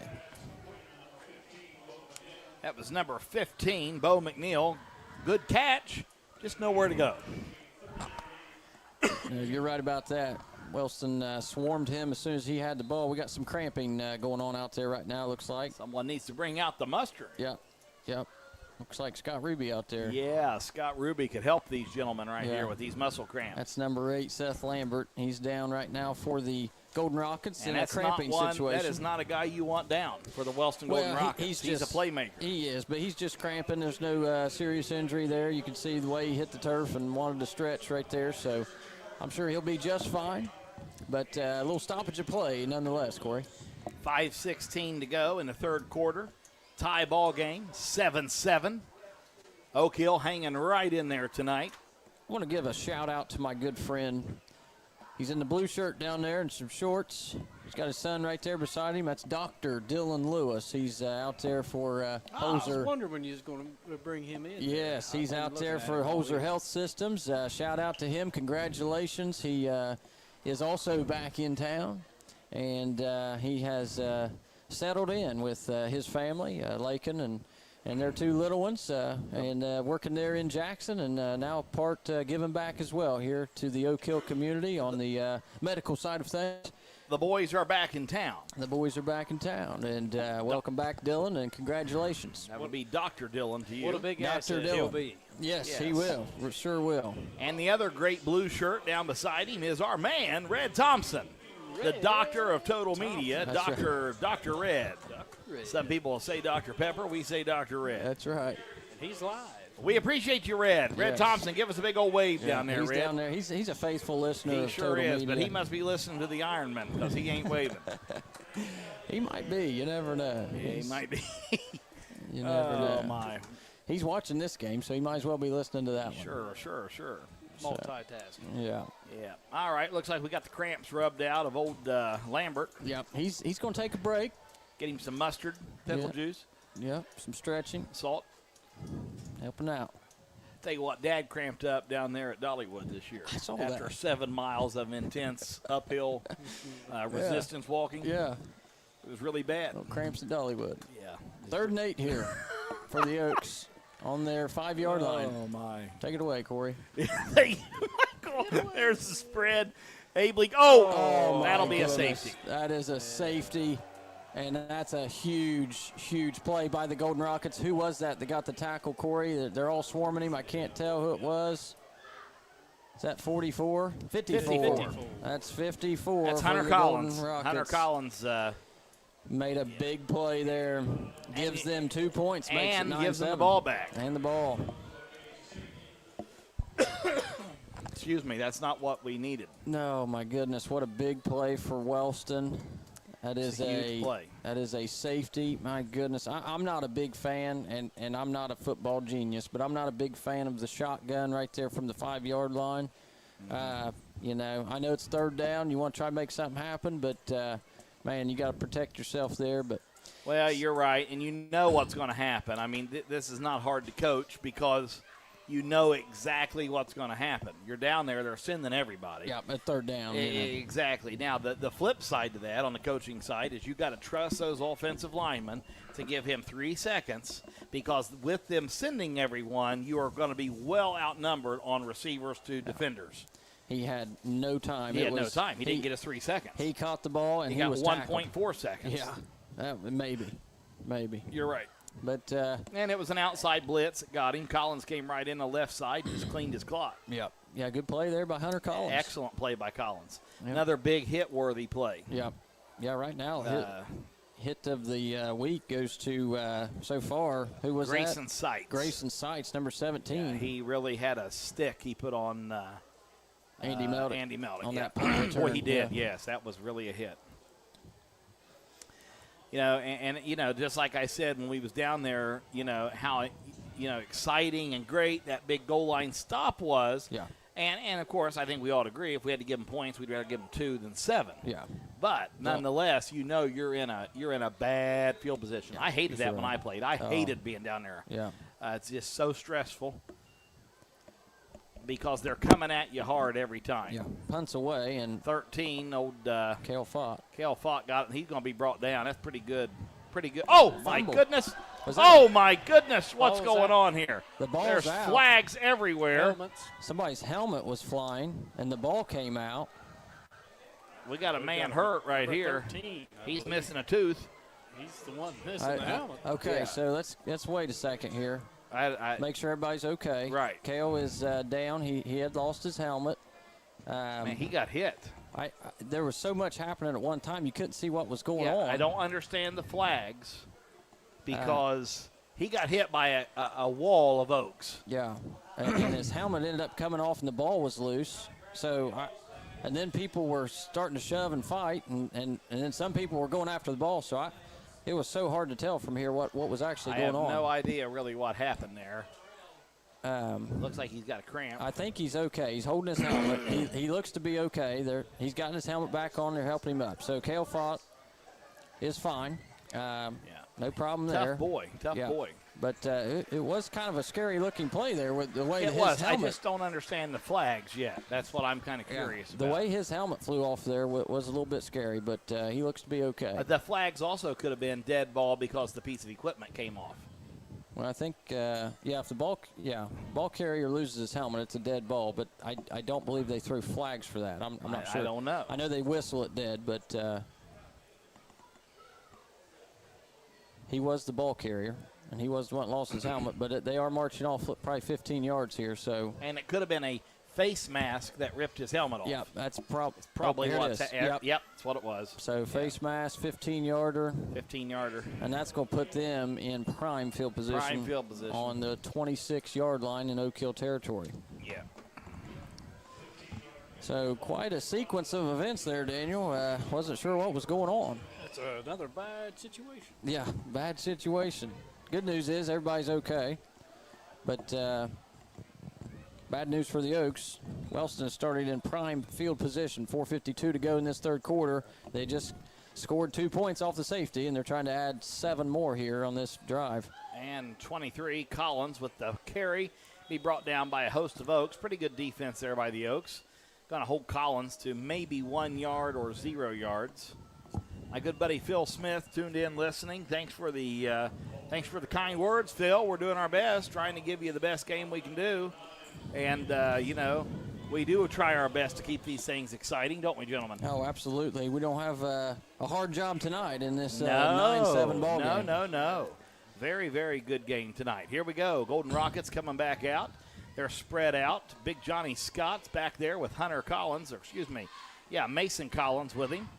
All right, they're going to be the snap. We're going to pass that ball wide open. Josh Clarkson. To number 14, Clarkson. Yep, across the middle, and nice little crossing route there. Great play by the Golden Rockets. Yep, nice crossing route by Clarkson right in front of the linebackers there. Gain of about 10 yards. Yeah, that's a big play. That's a very good play, a well-executed play. Pulling that defense out with the receivers. Once again, like I was saying earlier about the third and deep, you always trying to to keep someone open. And he was wide open. Yeah, yeah. Same kind of spread there. 1st and 10 from the 11. Johnny Scott calls for the ball. There's the snap. He's going to keep it this time. Oh, good tackle. He's going to be brought down. That's a big hit on the Oak Hill side. Yep, 74, I think. Yeah, wow, what a great hit. 74, that's Trevin Irwin on the tackle. Trevin Irwin. Great hit, Trevin. Great hit. So no gain there. 2nd and 10 from the 11. They're in Oak Hill territory. Really, Oak Hill's defense in the red zone has been pretty solid. Pretty good. Oak Hill's defense has progressively improved over the night. Yeah, they really have. You know, because, I mean, these are some horses coming at you. Yeah. These boys are big, physical, and strong, and they're running. Here we go. Spread out again. Johnny Scott's got 2 backs back there with him. He's going to call for that ball. We're going to have a little dump route right there to number 14. Who was that? Clarkson. He's going to take it almost in there for a touchdown. Good hit by Andy Meldick. Yeah, boy. And you know what's sad about that play there? He's going to get her down to about the 2. The defense called it out. They knew what was happening. Did you see him out there? And it just, you know, he's an athlete, boys. Yep. They almost tipped that at the line of scrimmage. And they almost stopped him from crossing the line. And had they done that, that would have been a great defensive play. Yep. I think they can still get a first down here. Looks like the they got a 3rd and half a yard. Yep. And they're on the 2-yard line. I got trips right. They're going to try to just put it across there. And Johnny Scott, he's going to maybe cross and penetrate the plane. Yep, quarterback keeper. And it's going to be a first down nonetheless. But that's a touchdown. I'm trying to see if we've got a signal touchdown yet. Yep, the official signal did come in. Official signal's there. It's going to be a touchdown. Johnny Scott brings your score 15-7.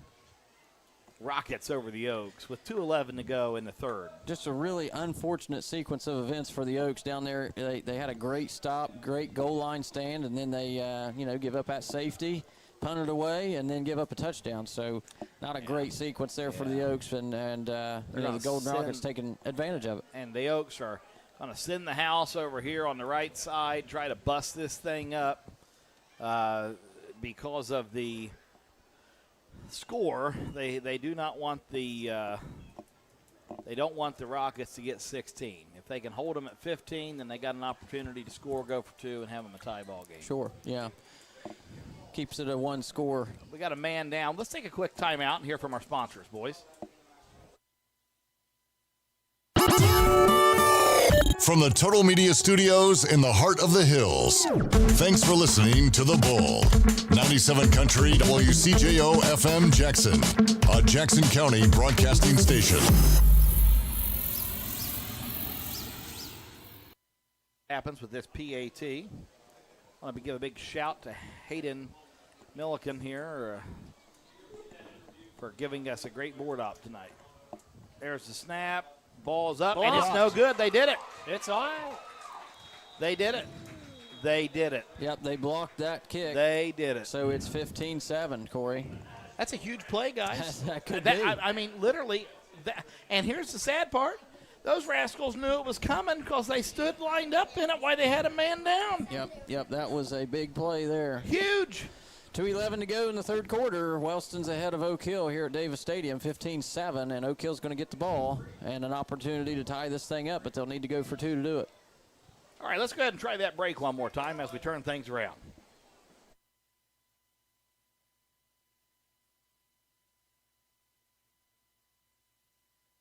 A bank is not just for loans.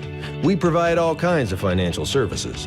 Innovative, state-of-the-art online and mobile banking technology, business banking, checking, savings, and investing. We can provide loans at some of the lowest rates possible. Stop by or give us a call. We're an equal housing lender. Ohio Valley Bank. Community first. Member FDIC.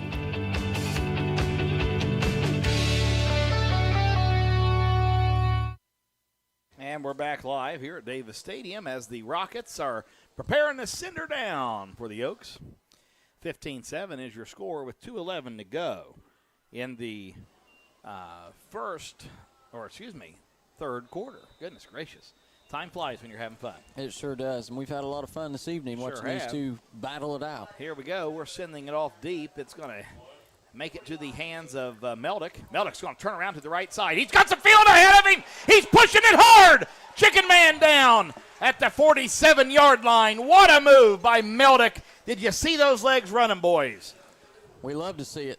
Chicken Man running wild out there. He gets a great return of about 20 yards there. Absolutely, 20 yards. He was about the 20, brings it all the way up to the 48. That's almost a 30-yarder. Yeah, that was a great run. He unhooked the trailer on that one. He sure did. Yeah. He unhooked the trailer. Yeah, he left the horses behind him. Absolutely.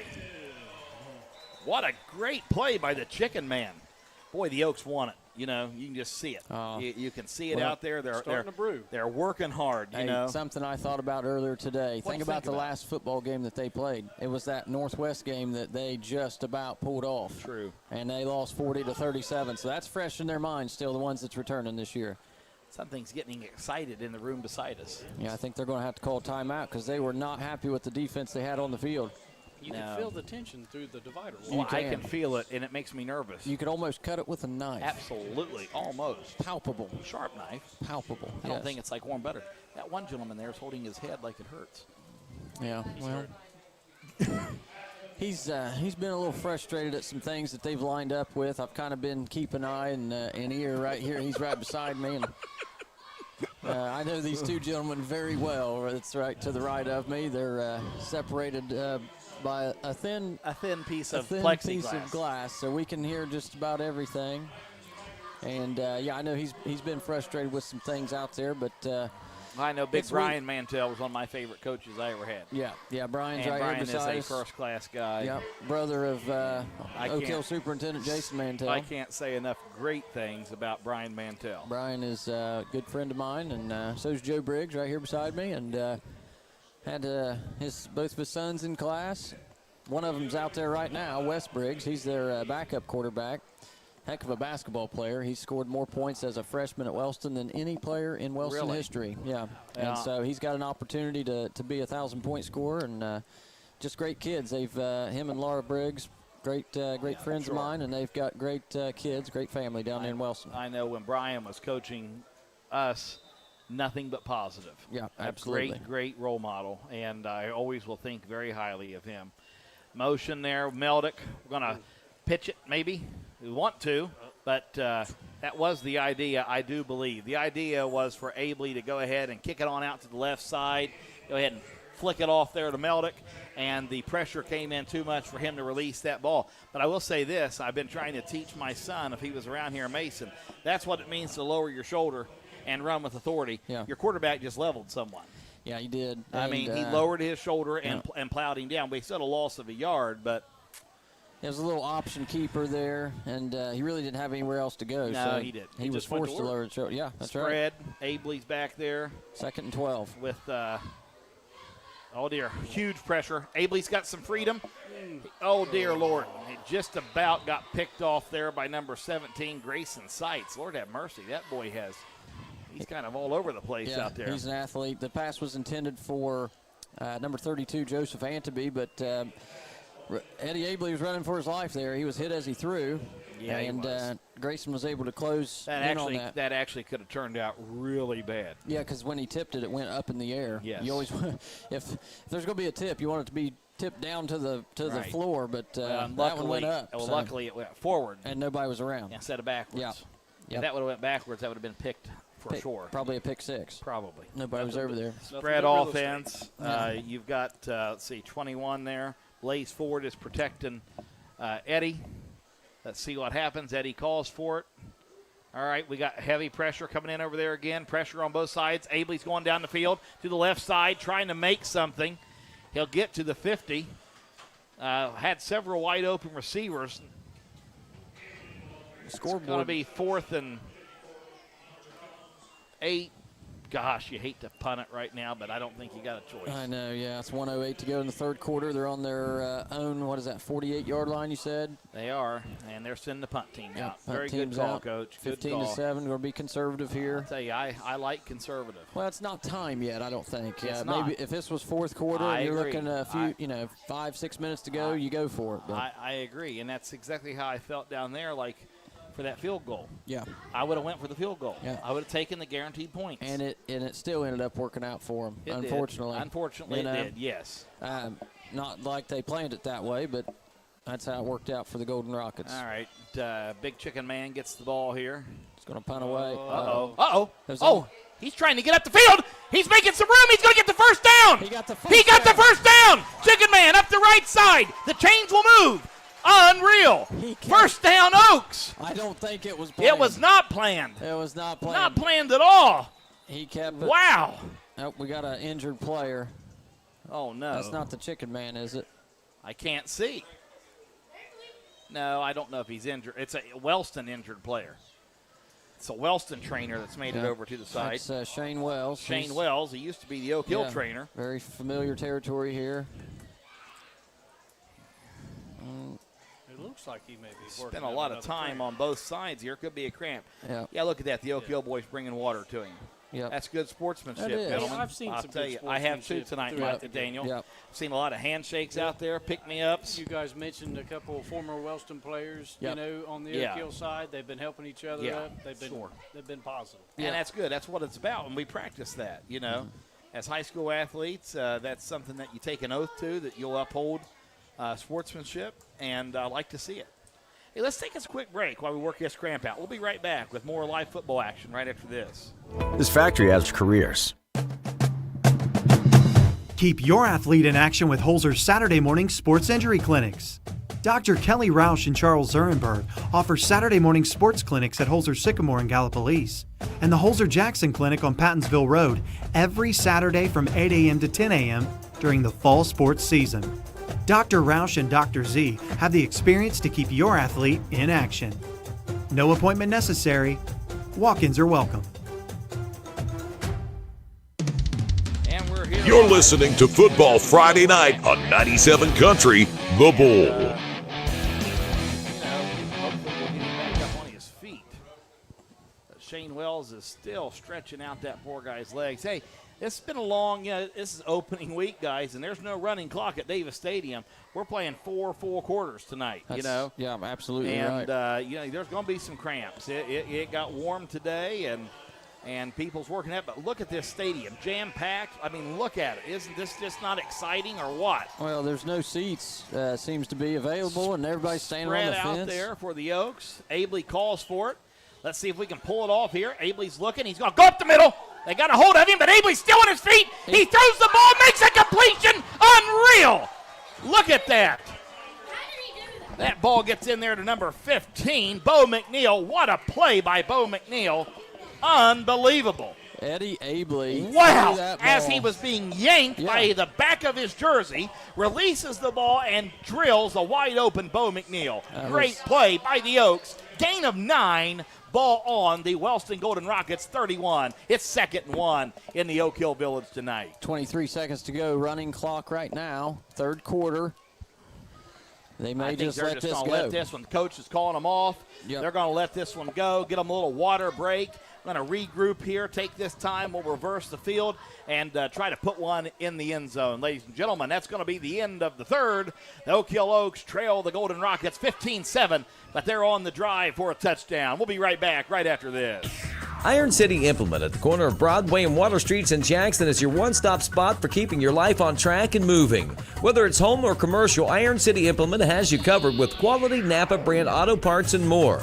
They have all the tools to make that job easier and done right. Milwaukee-powered tools, gas-powered generators, tools and parts and products you may have never even thought you needed. Need a special part you just can't seem to find anywhere else? There's a good chance that you'll find it at Iron City Implement.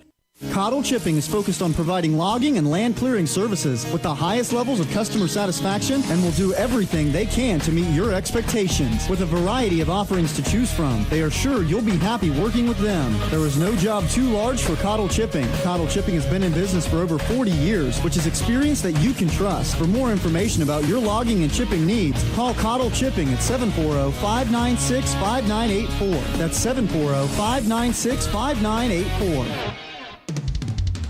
Your home of Oak Hill Oaks football is 97 Country, The Bull.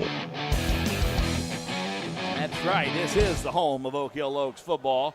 Right here, we're in the press box. Best seats in the house at the beautiful Davis Stadium.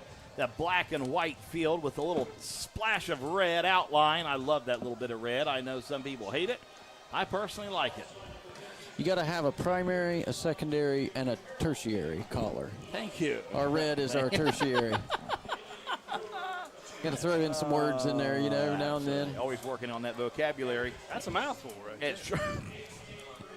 Mighty Oaks are 11 yards away from the red zone on the red tertiated field. I don't know if tertiated is right. It is now. Well, that's what I was referring. Why not? Yeah. Do you know what it means?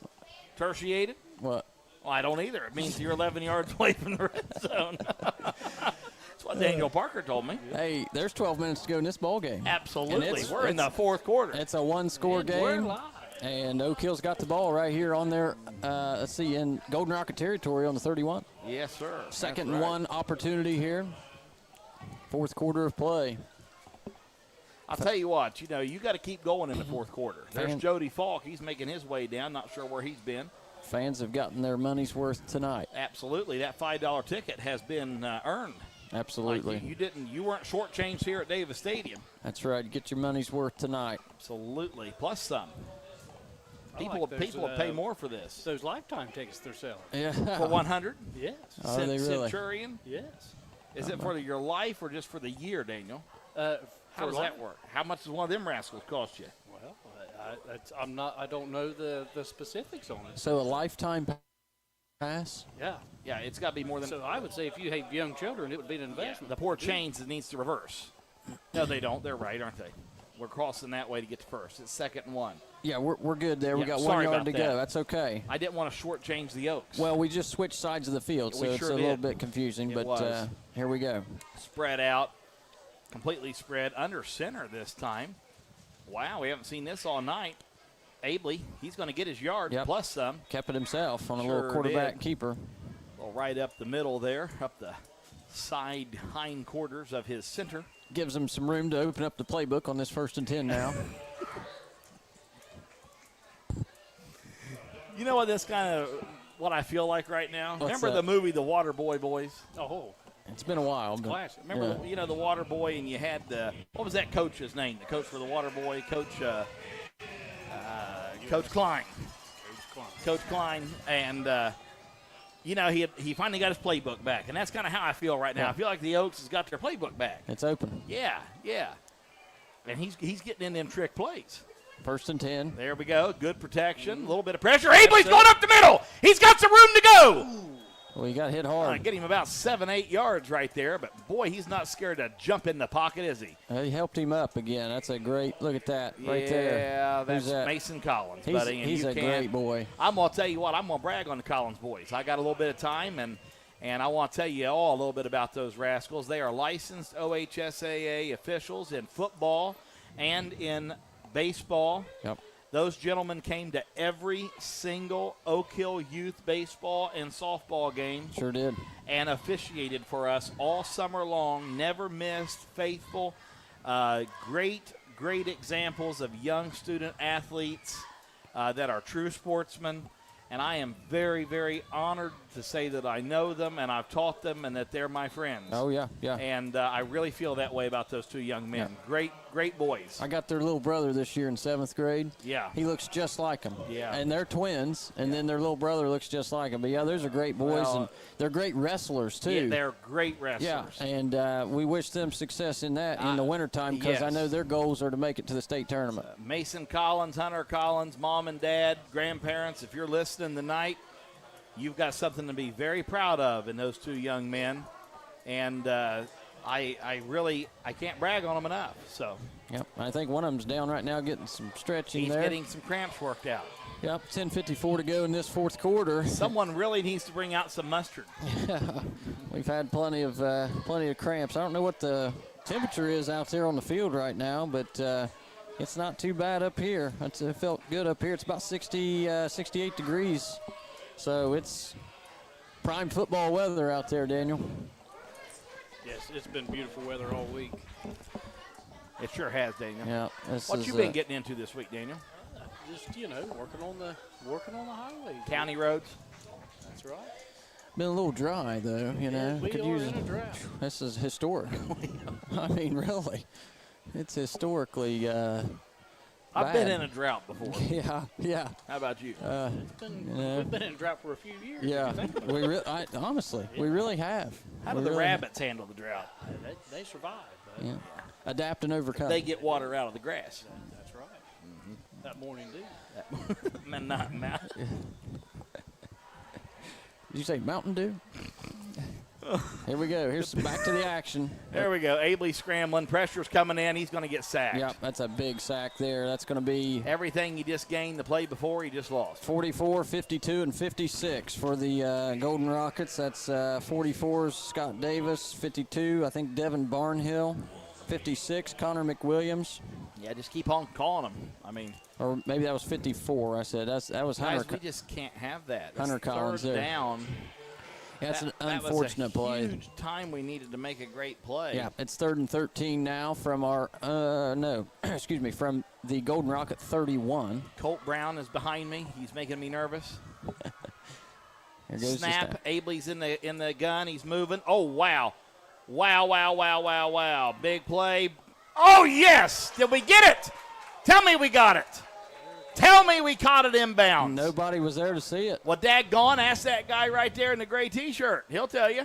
I can't tell. It was a completed pass. If you to can't Joseph see Antby. it, then you call it complete, boys. It was a completed pass to Joseph Antby right there in the corner. Give him the ball right now and give him a complete. And if it is complete, it's a first down. It sure is. You can't give him an incomplete if you didn't have eyes on it. You can almost tell by the reaction of the Wellston side over there. They know. They're going to say it's incomplete regardless. Right, but you don't see very many. It looks like they're going to call it incomplete. Yeah, they sure are. I want a video replay. Yeah, we'll probably get one here soon. But, that was close right there. Well, that's a shame. Well, now it is time to go for it. It's 4th and 13. Yeah, you go for it right now. Yeah. You don't hold back here. We're not punting the ball. 31-yard line. Strap it on. Do it again, boys. What you were saying or reacting to was Gage Gohing. That was number 78. Had gotten in there and caused some chaos. Yeah, he did. Gage he's nose guard down there. Yeah, he's a 4-year starter for the Wellston Golden Rockets. Great guy. Here we go. Big play for the Oaks. Can they make it happen? It's there, baby. Going deep. Wide open. He got that. Oh, interference. We got it. Yes. The flags are there. Oh, yes. Yes. That'll be a first down for the Oaks right there. We got her, baby. Scott Gillen giving me a high five through the glass. I love it. I'll take it. I thought he was coming through. Yeah, I know it. Yes, sirree. Pass intended for number 12. What a play Ethan for the O'Connor. Oaks. What a play. And how's the booth beside us? He was flagged. Attention. Yeah. There were three Golden Rockets right there. Oh, I don't know what I'd do without Daniel. I swear, doesn't he just make it so much fun? Oh, you got Brings us hot dogs and good company. Yeah. 15-yarder. Yeah, we'll take it. That's first down. Automatic first down for the Oaks. First down. Colt Brown, what do you think, bud? We're going to come back and win this game. Cody says we're going to win the game. That's right. And we'll take it. Colt Brown wants a win. Let's see if the Oaks can give it to him. Parker, what's going to happen right here? There we go. Snaps given to Abley. Abley scrambling around. He shoots one in. Incomplete. Got a couple fellers down on the ground. 78. That's Big Goheen. He's tearing it up. That was intended for Ethan O'Connor again across the middle. It fell Second to the and 10, turf. boys. The Oaks are hungry. The Oaks are hungry.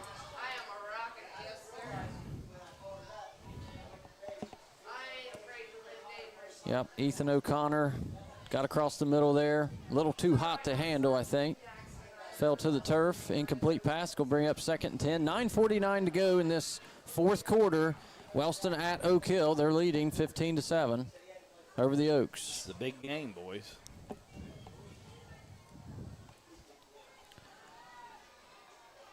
Got a replay here texted to me by a good friend J.P. Wolf. He said it was completed.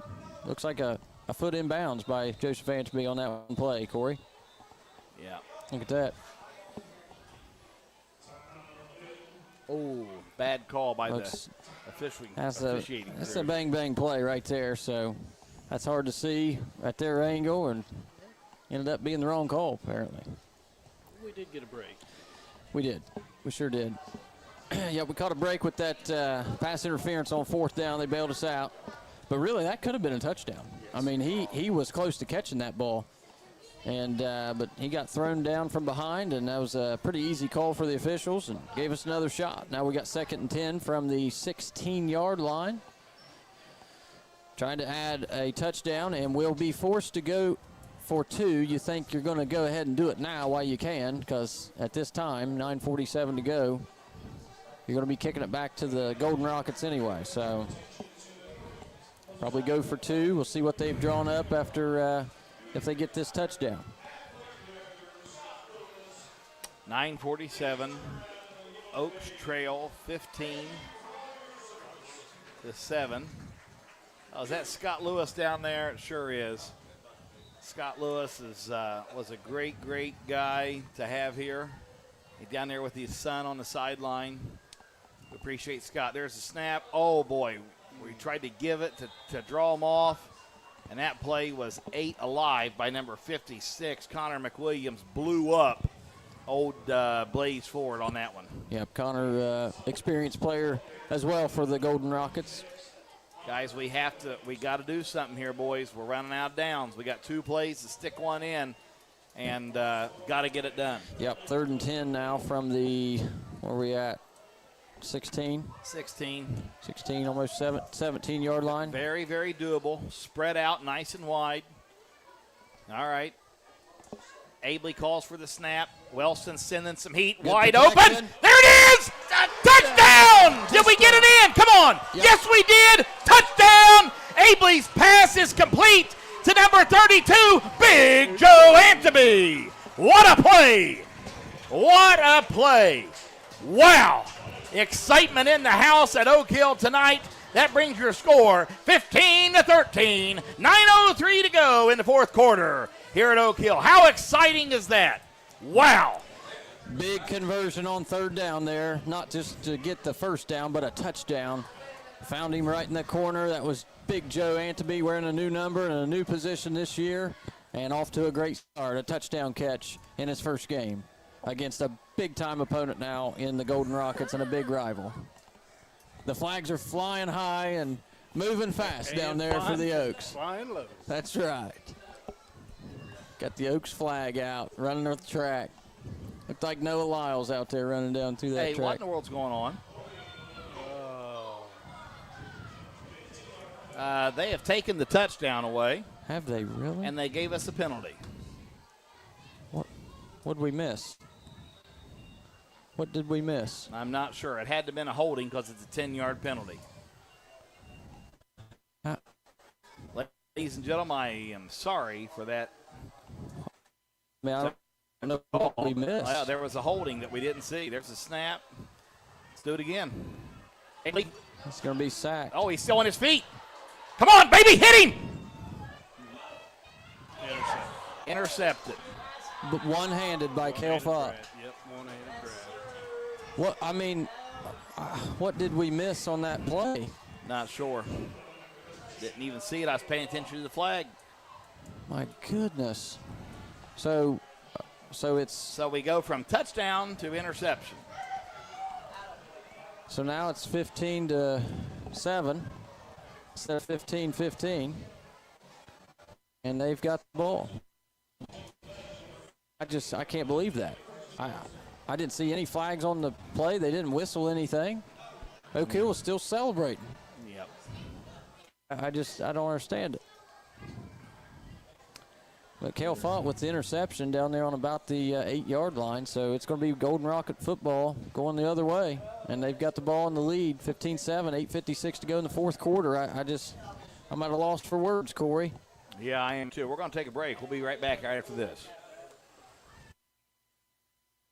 The Lewis and Gillum Funeral Home has been serving the Jackson and Oak Hill areas for many years, starting in Oak Hill in 1941 as the Keener Lewis Funeral Home and expanding into Jackson in 1984 and becoming the Lewis and Gillum Funeral Home in 2012. Throughout the years, we've been a funeral home that believes each family gets the same level of attention and care they deserve during difficult times. Lewis and Gillum Funeral Home, 202 West Maple Avenue in Oak Hill and 28 Harding Avenue in Jackson. Lewis Gillum Funeral Home, Director David Gillum. Good people bring good people. At Buckeye Construction and Restoration, it's the foundation of our projects and our company. What started in a garage with 2 people and a dream now employs over 100 with offices locally in Wellston, Waterford, and Cincinnati. BCR offers competitive salaries, professional development opportunities, and an employee referral bonus program. Join one of the fastest growing companies in the Midwest by calling 833-775-1595 or visit bcrmco.com to apply. BCR, preserving our history with the hands of craftsmen. You're listening to the Oak Hill Oaks on 97 Country, The Bull. We're back here live at Oak Hill High School with a very misfortunate turn of events. Oaks had a holding call after an unbelievable, astonishing touchdown by Anteby. Brought it back. And then Eddie, who was up by his shoe, almost went down, rolled out, had a couple guys, and just where Fott got a hold of an interception, and the first play out was a loss of 1 yard. It's 2nd and 11 on the 8-yard line of the Golden Rockets. Oak Hill's not messing around. They're sending some heat. Right there we go. We got a man almost getting a safety. Cleaned his clock. Big hit by number 3, Eddie Abley. He's not taking a back seat. He's going to keep him at home. That's going to be another loss of 1 or 2. Wow. Thought we was going to see a safety right there, boys. Yep, number 18, Levi Baird on the run play there to the right side. Oaks are so hungry, they're not giving up. 74 got in there first. That was Trevin Irwin. We've named him quite a few times tonight. 3rd and 14. We need to put down Abley for a big hit possibility right there, guys. That was a nice smack for the Oaks. 7:30 to go, and Wellston not in any hurry here. 3rd and about, 15? Is that what they're showing the scoreboard? 3rd and 14, 3rd and 15. Nonetheless, if we hold them here, they got to punt. Yeah. Which is what we need bad. We got to hold them right here. The Oaks has got to send the house. The Golden Rockets are trying to regroup. I believe they may have called a timeout. They did. They just took a timeout. And let's just leave it right here, guys. And we just got off of a break. Kind of chat this up a little bit. Yeah, I'm not sure who took the timeout. Did you see that? Wellston did. They did? Okay, okay. Wellston timeout. Yeah, I didn't know maybe if Oak Hill did. They first were lined up in man coverage out there on Cale Fott, and he was the wideout, so that could have been a bad situation there. But it is 3rd and 14. Wellston has the ball on their own 4, and 7:12 to go in this fourth quarter. The 8-point lead over the game it's been. And just as you mentioned, Corey, an unfortunate turn of events for the Oaks. They had a touchdown that was called back due to a holding. We apologize. We didn't see any flags. We didn't any. We didn't either. No one did up here, to be honest. Yeah. And the flip side of it, though, is this. Right here, this is huge play. Yeah, we stop this right here, and that don't even cost us, and really. We get the ball it actually back. May help us. Yeah. Because then if we can plug one in, they're going to be under the gun less time. They're going to be more nervous. It might be a possibility. It might be a blessing. In disguise. Yep. So we'll hope for that. And think positive, happy thoughts, like Peter Pan. Head Coach Graham for the Golden Rockets sending them back out on the field to see what they've drawn up for this 3rd and long play in their own territory. So here we go. They're spread out. Looks like they got trips to the right there, and they got one far wide out over on the left. Oak Hill is going to honor that. We've got our coverages in place here. And we're going to send probably send a little heat there, try to keep this thing from getting out of hand. We got to have a 4th down situation. There we go. Pressure coming on. Oh, my goodness. Daggone, he slipped through. Can he be brought down? Trying. It's not happening. He's going to get the 1st down. Gosh darn it. We had him for a safety. And he just busted right through the middle and ran up the left side, got him about 15-yard run, and he barely gets the 1st. My goodness, what a play. Well, here's what happened. It actually was play because Johnny Scott knew that those secondaries was honoring the receivers, okay? Yeah. He was spread out, and if you notice what they did, they went super wide on that left guy. We had no choice but to honor that, and that left the middle of the field wide open, man to man. I thought we had him stop back there, and he just Johnny Scott, he's an athlete. He busted through there. 6:37 to go in the fourth quarter. It's 1st and 10 on their own 19. He snaps it, looking to give it to Collins. We sniff it out. Collins stopped. Brings up 2nd and 10. Tackle there made by 21 Blaze Ford for the Oaks. 6:20. Oak Trail, 15-7. It's not been because of a lack of effort tonight. Look at these Oaks just hustling off the field this evening. No walking. The spirits seem to be good. I like what I'm seeing out there out of the Oaks tonight. Yeah, absolutely. This has been a great showing for them in week 1. Absolutely. Sure has. For sure. 5:58 to go. Clock's ticking. 2nd and 10. I'm in a 3rd and long again. We've got another shot to put an end to it. Here we go. Snap right to Johnny Scott. He's going to be stopped right at the line. It's going to be 3rd and 10. Another long yard situation. Flag that better be on Wellston. It's not. It's on us. Number 4. I don't know. The Wellston guy is being very dramatic. So let's see. Let's see what happens. Freaking Oak Hill. Yeah. Daggone it. Unsportsmanlike. Come down. That'll be on number 4 for the Daggone it. Daggone it. Daggone it. Landon Osborne. It's an unsportsmanlike conduct. And he's going to get another one if he don't get off the field. He's upset with himself, I think. Yeah, but he's got to knock it off. Fitz is trying to stop him, calm him down.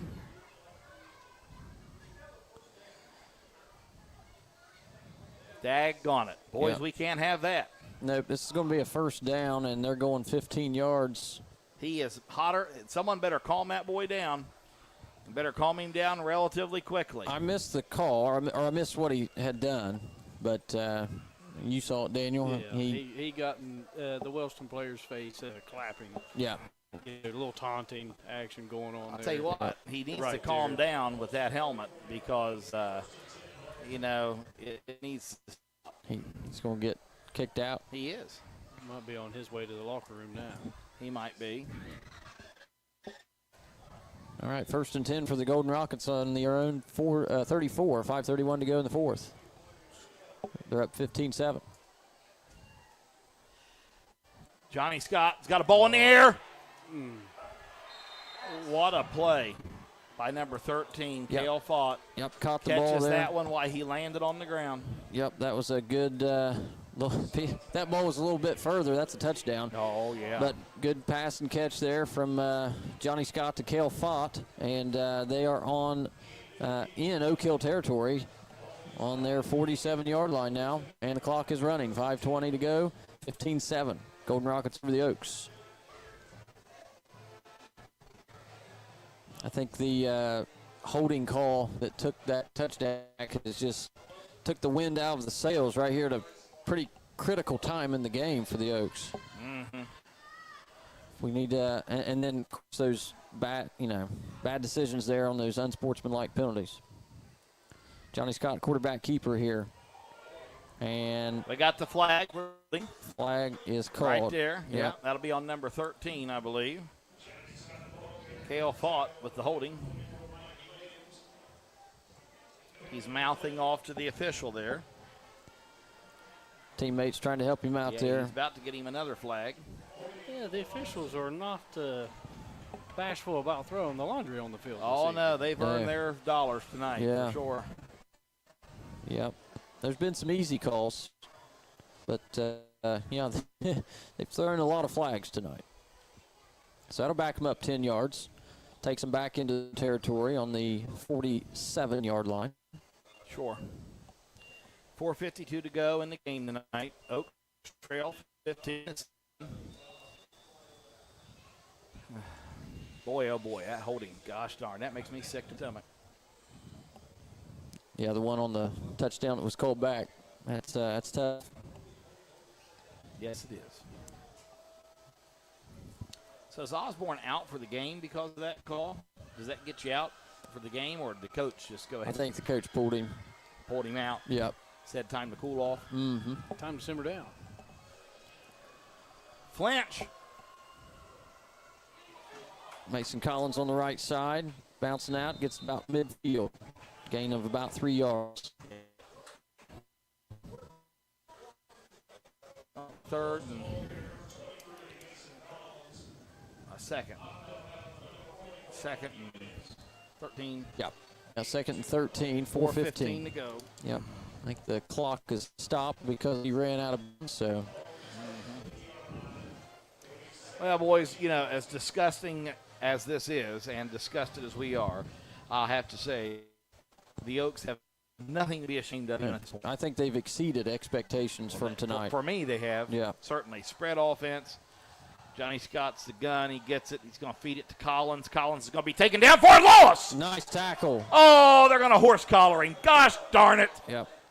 I think Joseph Ansby grabbed him by the horse collar. Gosh darn it. And he did. I saw it. He did. It was clear. It's nothing to argue about. It's nothing to argue about. It's a great play by Joe, but just can't do that. You know, we keep talking about some of these penalties and some of these other plays here and there if they would have went one way instead of the other. But, you know, in these tight games, it's 15 to 7, it's one score game. That only gets you 5 yards. Yeah, it does. These tight games, you can always point to one play or two plays. No, that's a 10-yarder. 15.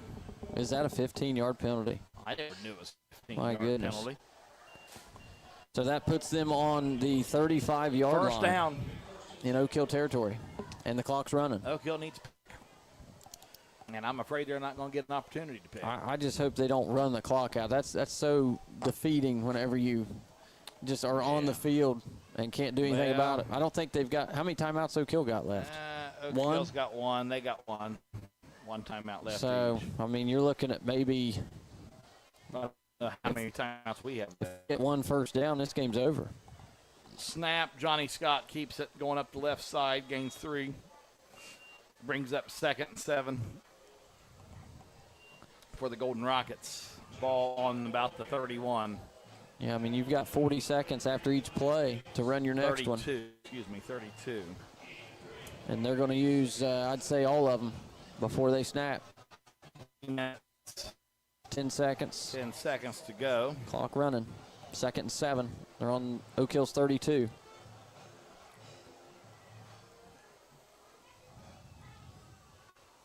Under 3 minutes now. Golden Rockets got 2 receivers out both sides. Johnny's in the gun. He's going to keep the ball. Going to be met by some Oaks there. Yep, good tackle there. Wow, we had Joseph Ansby, Blaze Ford. We literally, number 23, had one of our guys wrapped up by the waist, and there's no flags behind him. How do you do that? 3rd and 7. 3rd and 7. This might be the break of the Oaks. 2:25 now. Clock running still. Oaks need to stop them right here, big time. Yep. Big defensive stop here keeps the Oaks in the game. On Oak First Hill's, down here pretty much solidifies the end. Oak Hill's 32-yard line. Yeah, first down and this game's over. They can take knee and first down, it's over. Big stop is Oaks live to see another series. Spread offense. Big Johnny's in the gun. He takes it. He's going to pass the ball. Flags everywhere. We'll probably pick that one off. Nope. We don't. But we got flags up here. Let's pray to God it's holding. Yes. They earned all their pay tonight. Yeah, yet another flag. Let's see what the call is. Let's see. It'll be a holding. Sure it is. is against Wellston. Illegal shift. Oh, illegal shift. Penalty is declined, so that's a good call there by the coach. It's going to bring up 4th and 7. Yep, 4th and 7. Oaks has got one. This is the last opportunity of the Oaks for the night right here. Last chance to be able to tie the ball. Yeah, they need to stop here. 4th and 7. Big stop is needed. One timeout left, both sides. Let's see what happens. It's 1:55 to go in the 4th. Wow, what a game. What a moment here. Good game to start the year. What a moment Corey. here. We're getting, we're earning our money, and the officials have earned theirs. Yeah. Sponsors, you've got your ads covered tonight, I'm sure. Yeah. I haven't the official time, but speaking of sponsors, let's take a quick time out on the field. We'll be right back. Let's go out and do something. Something like what? I don't know, something fun, something exciting, something new, something delish. I know. Let's go bowling at Leella Lanes and eat pizza at Amore's Pizzeria. Yeah, Yeah, bowling is something fun and exciting. Especially with something new at Leola Lanes. Especially with new renovations underway at Leola Lanes. Not to forget that Amore's Pizzeria is right inside of Leola Lanes. Let's go now. Leola Lanes and Amore's Pizzeria. Something great. The Mighty Oaks play here on 97 Country, The Bull. On the field here. And, wow, I'm ready to go bowling. How about you, Mike?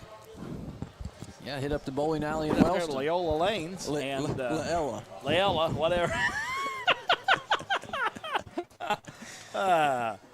You want to go bowl? Loyola. We are Loyola. Loyola Marymount. Yeah. You'll have to call ahead. Call ahead. Get your lane reserved. Throw the old round ball down the hardwood and see what happens. Yeah, that's right. Well, it's 4th and 7. This is the situation the Oaks need. I'll tell you what, you got a big decision here. This is field goal range. Another big decision by the Golden Rockets. Well, that'd be a long field goal for a high school kicker. We saw one last year at Northwest. It'd be about 50 yards, 49. Yeah, they're not going to kick that. Yeah, they're going to line it up here. Let's see what we got. Spread, trips right, after motion.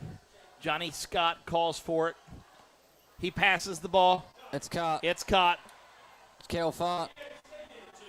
Stayed in bounds.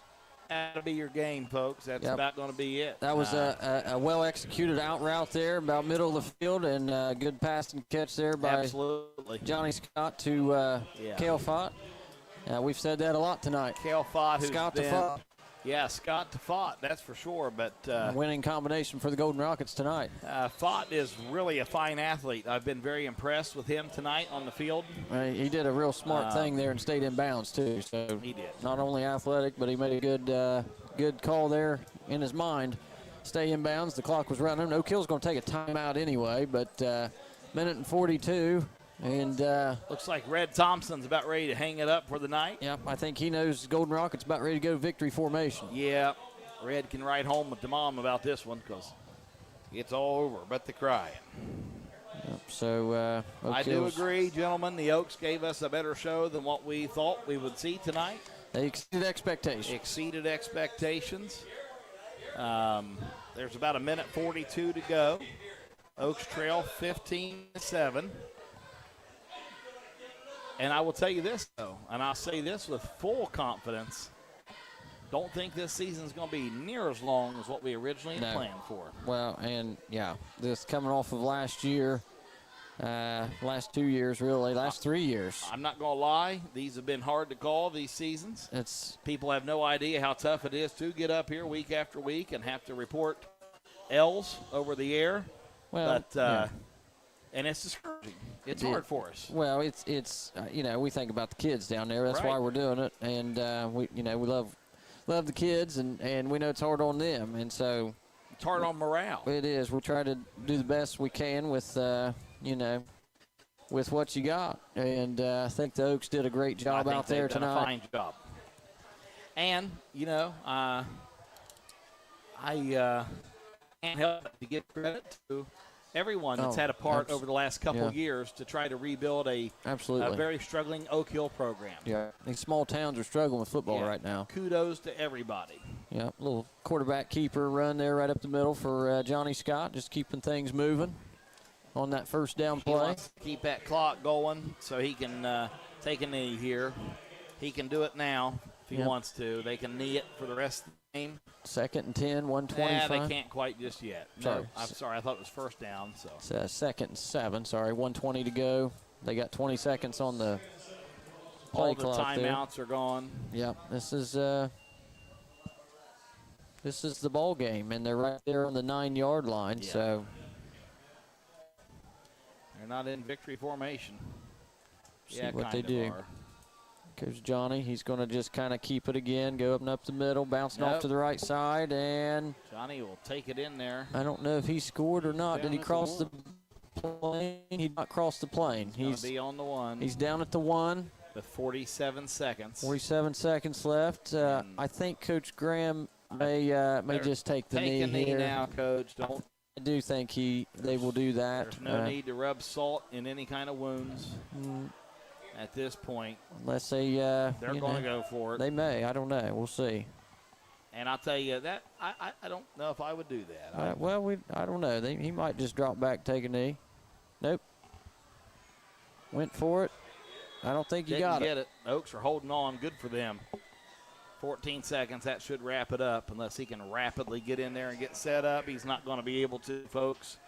That's going to be your ball game tonight. Yep. Wellston's going to come away victorious tonight at Davis Stadium, 15-7. Mighty Oaks kept it respectful.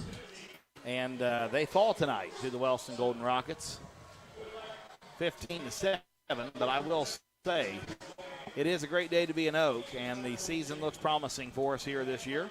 Yeah. And like I said, folks, Oak Hill fans, don't hang your heads. You have nothing to hang your head about.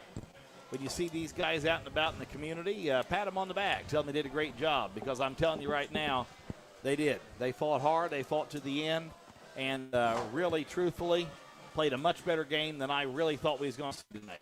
Yeah, no doubt. And congrats to the Golden Rockets and head coach Graham and his coaching staff, Coach Briggs, Coach Mantell up here. And they start their season off with a win. And I know their goals this year are big for the TVC. I know they've got some teams that are down, and they're looking to compete for a TVC title. So, we wish them the best in the rest of this season.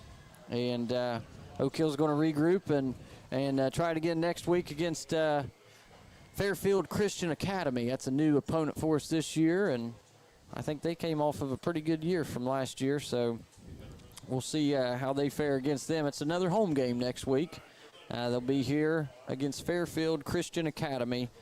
Oak Hill will be next Friday here at Davis Stadium, Coy.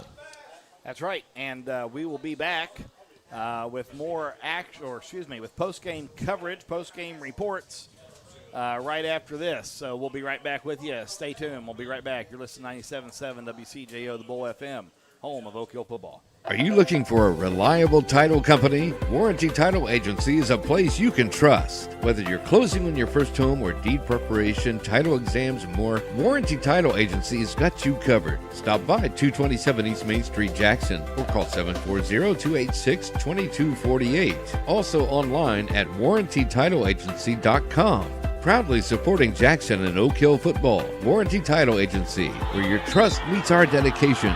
Go Ironman and Oaks! A bank is not just for loans. We provide all kinds of financial services. Innovative, state-of-the-art online and mobile banking technology, business banking, checking, savings, and investing. We can provide loans at some of the lowest rates possible. Stop by or give us a call. We're an equal housing lender. Ohio Valley Bank. Community first. Member FDIC.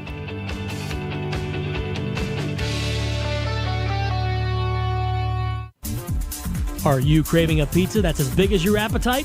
Try our $10.99 extra large New York style pizza. It's packed with your choice of one topping and made with our original fresh, never frozen dough. It's hand stretched thinner with 8 oversized foldable slices. This is one big deal for one big pizza. Available now for a limited time at Papa John's Pizza in Jackson and Waverly, Ohio. Don't wait, order now and get your slice of the action before this offer disappears.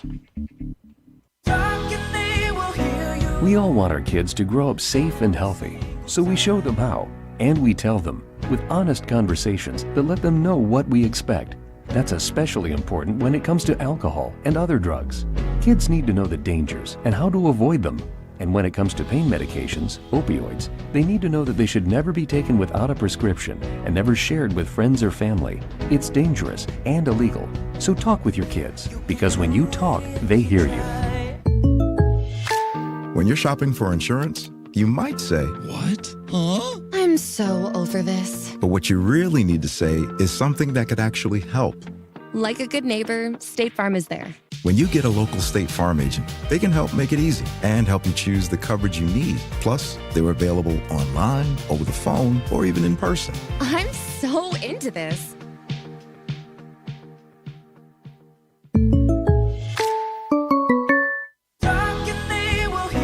We all want our kids to grow up safe and healthy, so we show them how, and we tell them with honest conversations that let them know what we expect. That's especially important when it comes to alcohol and other drugs. Kids need to know the dangers and how to avoid them. And when it comes to pain medications, opioids, they need to know that they should never be taken without a prescription and never shared with friends or family. It's dangerous and illegal. So talk with your kids, because when you talk, they hear you. The Jackson County Health Department's Tobacco and Vape Prevention is an ongoing program providing help to both youth and adults in their efforts to quit smoking or vaping. Nicotine is addictive and is not only in tobacco products but also vaping products. Let the Jackson County Health Department's Tobacco and Vape Prevention program help you in your journey. They have the tools to help you reach your goal of being nicotine-free. Call them today at 740-286-5094, extension 2839, and good luck to all of our area teams this sports season. Home. It's your sanctuary. It's pajamas at noon and cookies in the oven. It's fingerprints on the wall and heights measured in a doorway. It's the one place in the world that you know better than anyone else. Jackson County Banking Center wants to help you build that messy, wonderful, cherished place where you can live a life you love for years to come. That's our promise. Jackson County Banking Center, here for you now, here for your future. Visit vcnbfamily.bank for our construction special. Member FDIC, Equal Housing Lender.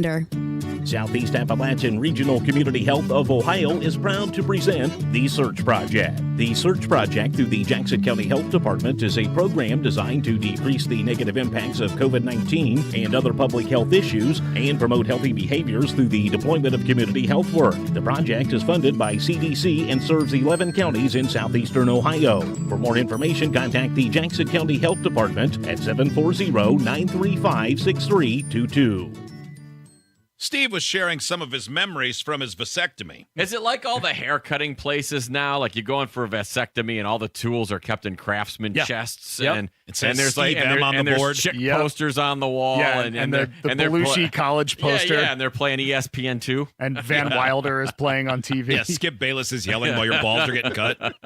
Yeah, I mean, if you go in there with a friend, they put you feet to feet. Okay, I like that. And it's just the doctor in the middle. There's a guy in the middle on a craftsman rotating stool. Yeah, he just rotates around. Jackson's premier place for steak and ribs, has been proudly serving the community since 2004. Come out and join us for all your local favorites like our one-of-a-kind onion loaf, or treat yourself to one of our world-class hand-cut steaks. Enjoy the fall weather fireside on our amazing patio outdoor dining area. At Dakota's, your experience and safety are our #1 priority. Here you're always treated like family. That's Dakota's Jackson at 451 McCarty Lane. Great food, great friends, great fun. Let's go out and do something. Something like what? I don't know, something fun, something exciting, something new, something delish. I know. Let's go bowling at Leella Lanes and eat pizza at Amore's Pizzeria. Yeah, bowling is something fun and exciting. Especially with something new at Leella Lanes. Especially with new renovations underway at Leella Lanes. Not to forget that Amore's Pizzeria is right inside of Leella Lanes. Let's go now. Leella Lanes and Amore's Pizzeria. Something great. You're listening to the exciting Southern Ohio Conference football action of the mighty Oak Hill Oaks, only on 97 Country, The Bull, WCJO FM, Jackson. And we're back here at the Oak Hill Oaks Davis Stadium, and we're going to do a little post-game analysis here for you tonight. And I want to thank a big shout-out to our camera crew up there. You don't usually get to see Big Mike and I, so Michael, take a look there. They're looking at you, writing down. Say hi. Just wave. All you got to do is wave. There you go. I've always said that, Michael's got the voice for radio and I got the face, so now you all can see it. Huh? You might be thinking opposite now. I don't know. No, a big shout-out, though, to the Total Media streaming crew tonight. Absolutely. Wow, great job. Hayden Milliken, and Michael, you have to help me with this rascal's name here. That's Kyler Young. Kyler Young. Way to go, Kyler. You did a great job tonight. Had a lot of positive comments coming in and had some great angles there on the field capturing that game. And, it's really neat to do this. So we want to just go over a couple of things. We're going to hit some big hits, kind of talk about things. The Oaks come out better than expected tonight, putting on quite a show for us. The first game of the season, very much the underdog in this matchup. And quite frankly, I don't think a single soul thought that they would see a game that tight tonight between the Oaks and the Wellston Golden Rockets. With that being said, they did fall at the, pretty much I would say at the hands of the yellow flag tonight. It was hard on the Oaks, and I'm sure that adjustments will be made all week in practice as we gear up for week 2 to kind of address those situations there of just kind of some mental mistakes that, as we've said, for 3 years, that will cost you the game. But all in all, the Oaks did well. You had the battle of Eddie Abley and Johnny Scott tonight going at each other. We know that they probably are friends or at least have played together, and both led their teams tonight respectfully as they battled pretty tooth and nail all night long. Scoreless first quarter, correct? Yeah. 0-0 in the first, come into halftime at a tied ball game, 7-7. And the Golden Rockets come out after halftime, and they was ready to take care of business, really pouring it on the Oaks hard and dominating there, getting a touchdown in the end zone with a blocked PAT, giving them just 6, which made it very, very attractive for the Oaks. The Oaks take care of business and stop a goal line drive, which gave a safety. So I'm sorry, I spoke out of line there. The safety happened first, then came back down again and answered with the touchdown. Yeah, right. Nonetheless, you all get the idea. We had the 15-7. Yeah. Come back from that, Oak Hill takes control of the third quarter and most of the beginning early parts of the fourth quarter there, drives it down the field, gets a touchdown. Well, two things. Let's talk first about the Anteby play right there on the sideline. We have had video footage come in, which we are not trying to advocate for this. We understand that the call was made. But by the look of the video replay, it looked like it was very clear that Anteby caught the ball with his foot inside the inbounds there. He could have been out of bounds. Doesn't matter. It was called out of bounds. Oaks come right back around and respond to that by sticking one in the end zone to have a holding call that no one saw. And that brought you to your 15-7 where we had to turn it over, and the Rockets took the remaining 7 minutes of the game and pretty much drove it all the way down to the 1, trying to score all the way up to the last seconds of the game. Unsuccessful. The Oaks keep it at a 15-7. Michael, what did I miss? Well, I mean, that's pretty much the whole game right there. In the second quarter, the score was, Johnny Scott to Cale Fox, on a 7-yard pass. That was about with 8 minutes and 49 seconds to go. And then in the second quarter, just an exciting play sequence of events for the Oaks to score before halftime. And Abley to Meldick on a 22-yard pass. Got everybody out of their seats and onto their feet. Very excited to go into halftime at 7-7. It was a huge opportunity. Like I said, one of my keys to the game was capitalizing on opportunities, and they were right there and did it right before halftime. Unfortunate turn of events for the Oaks in that safety that you were talking about. I think that is the most crucial part of this game. That's the critical moment that turned the tide for the Golden Rockets. I think Oak Hill had all the momentum coming out of halftime because of that score. And so whenever they get down there, they had a huge goal line stand and still had momentum. But they go in a shotgun formation from their own 3-yard line. And as soon as Eddie Abley gets the ball in the end zone, he was met hard by number 54. That was, I think, Hunter Collins. Hunter Collins with credit there for the safety. So that made it 9-7. And then they scored on the ensuing punt. After a few plays there, they get it back into the end zone to make it 15-7. Like you said, they missed the PAT was blocked. So, it's just it's a tough day for the Oaks as far as that loss. But like you said, you got to come away with some positives here. The Oaks are, I think, exceeding expectations already. They have huge numbers that have come on to this team. Nearly 40. Late, and so when the first roster I saw had 27, and, Wellston had 42. So now the last roster, most recent, they had, what'd you say, 40? Yeah, at 40. So the teams, you're looking at the rosters right there. I mean, they're almost the same size there. So that's a great positive moving forward for Oak Hill. They got some great senior leadership out there. You got Eddie Abley, you got Andy Meldick, you got Joseph Anteby, And Blaze Ford, he had a good game out there. He's just a junior. We'll see him again next year. And so not a bad start for the Oaks. And we're going to see another game next week here at Davis Stadium as Fairfield Christian Academy comes in. And we know they're probably pretty stout given what they did last year. I don't know who all they graduated, but I'm sure they'll bring a pretty good roster down here, down south here to the Village. And we'll be looking forward to bringing that game on the air and on the YouTube as well. That's for right. Total Media Sports. Yep. Sure. And, I'll tell you what, let's we'll kind of go ahead and just take care of these big hits, and we'll kind of wrap it up here tonight for week 1. But, Wellston did not give us anything shy of people to look at for big hits of the game tonight. Yeah. It was kind of a tough pick, but we're going to have to give that one out to Mr. Grayson Seitz, number 17. Grayson Seitz put a really big lick on Meldick, okay? And, Meldick's tough, and he got rocked. He did. And it was a good tackle, too. Yeah. Nice, clean, good, uproot you tackle. So Grayson Seitz, congratulations. We'll get your shirt to you.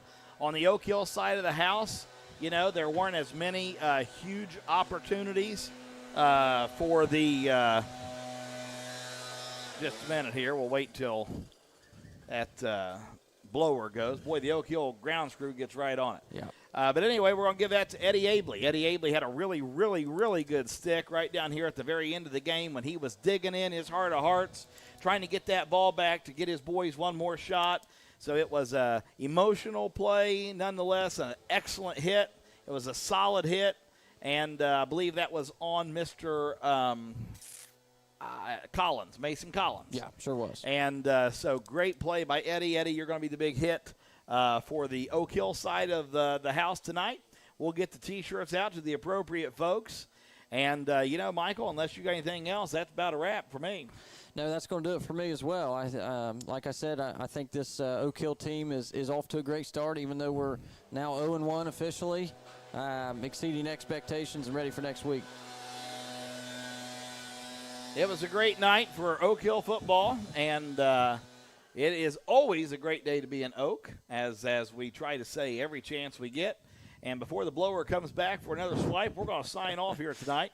Thanks for listening, tuning in. We'll be back here. Are we at home next week? We are at home with Fairfield Christian Academy. We'll be right here at Davis Stadium next week, same time, same place. You keep that radio tuned in hot and keep the streaming services live. We'll see you right back on 97.7 WCJO The Bull FM, home of Oak Hill football. Good night. You've been listening to live football coverage of the Mighty Oaks on 97 Country The Bull. Tonight's game was brought to you by Lewis & Gillum Funeral Homes, Buckeye Construction and Restoration, the Jenkins Care Community,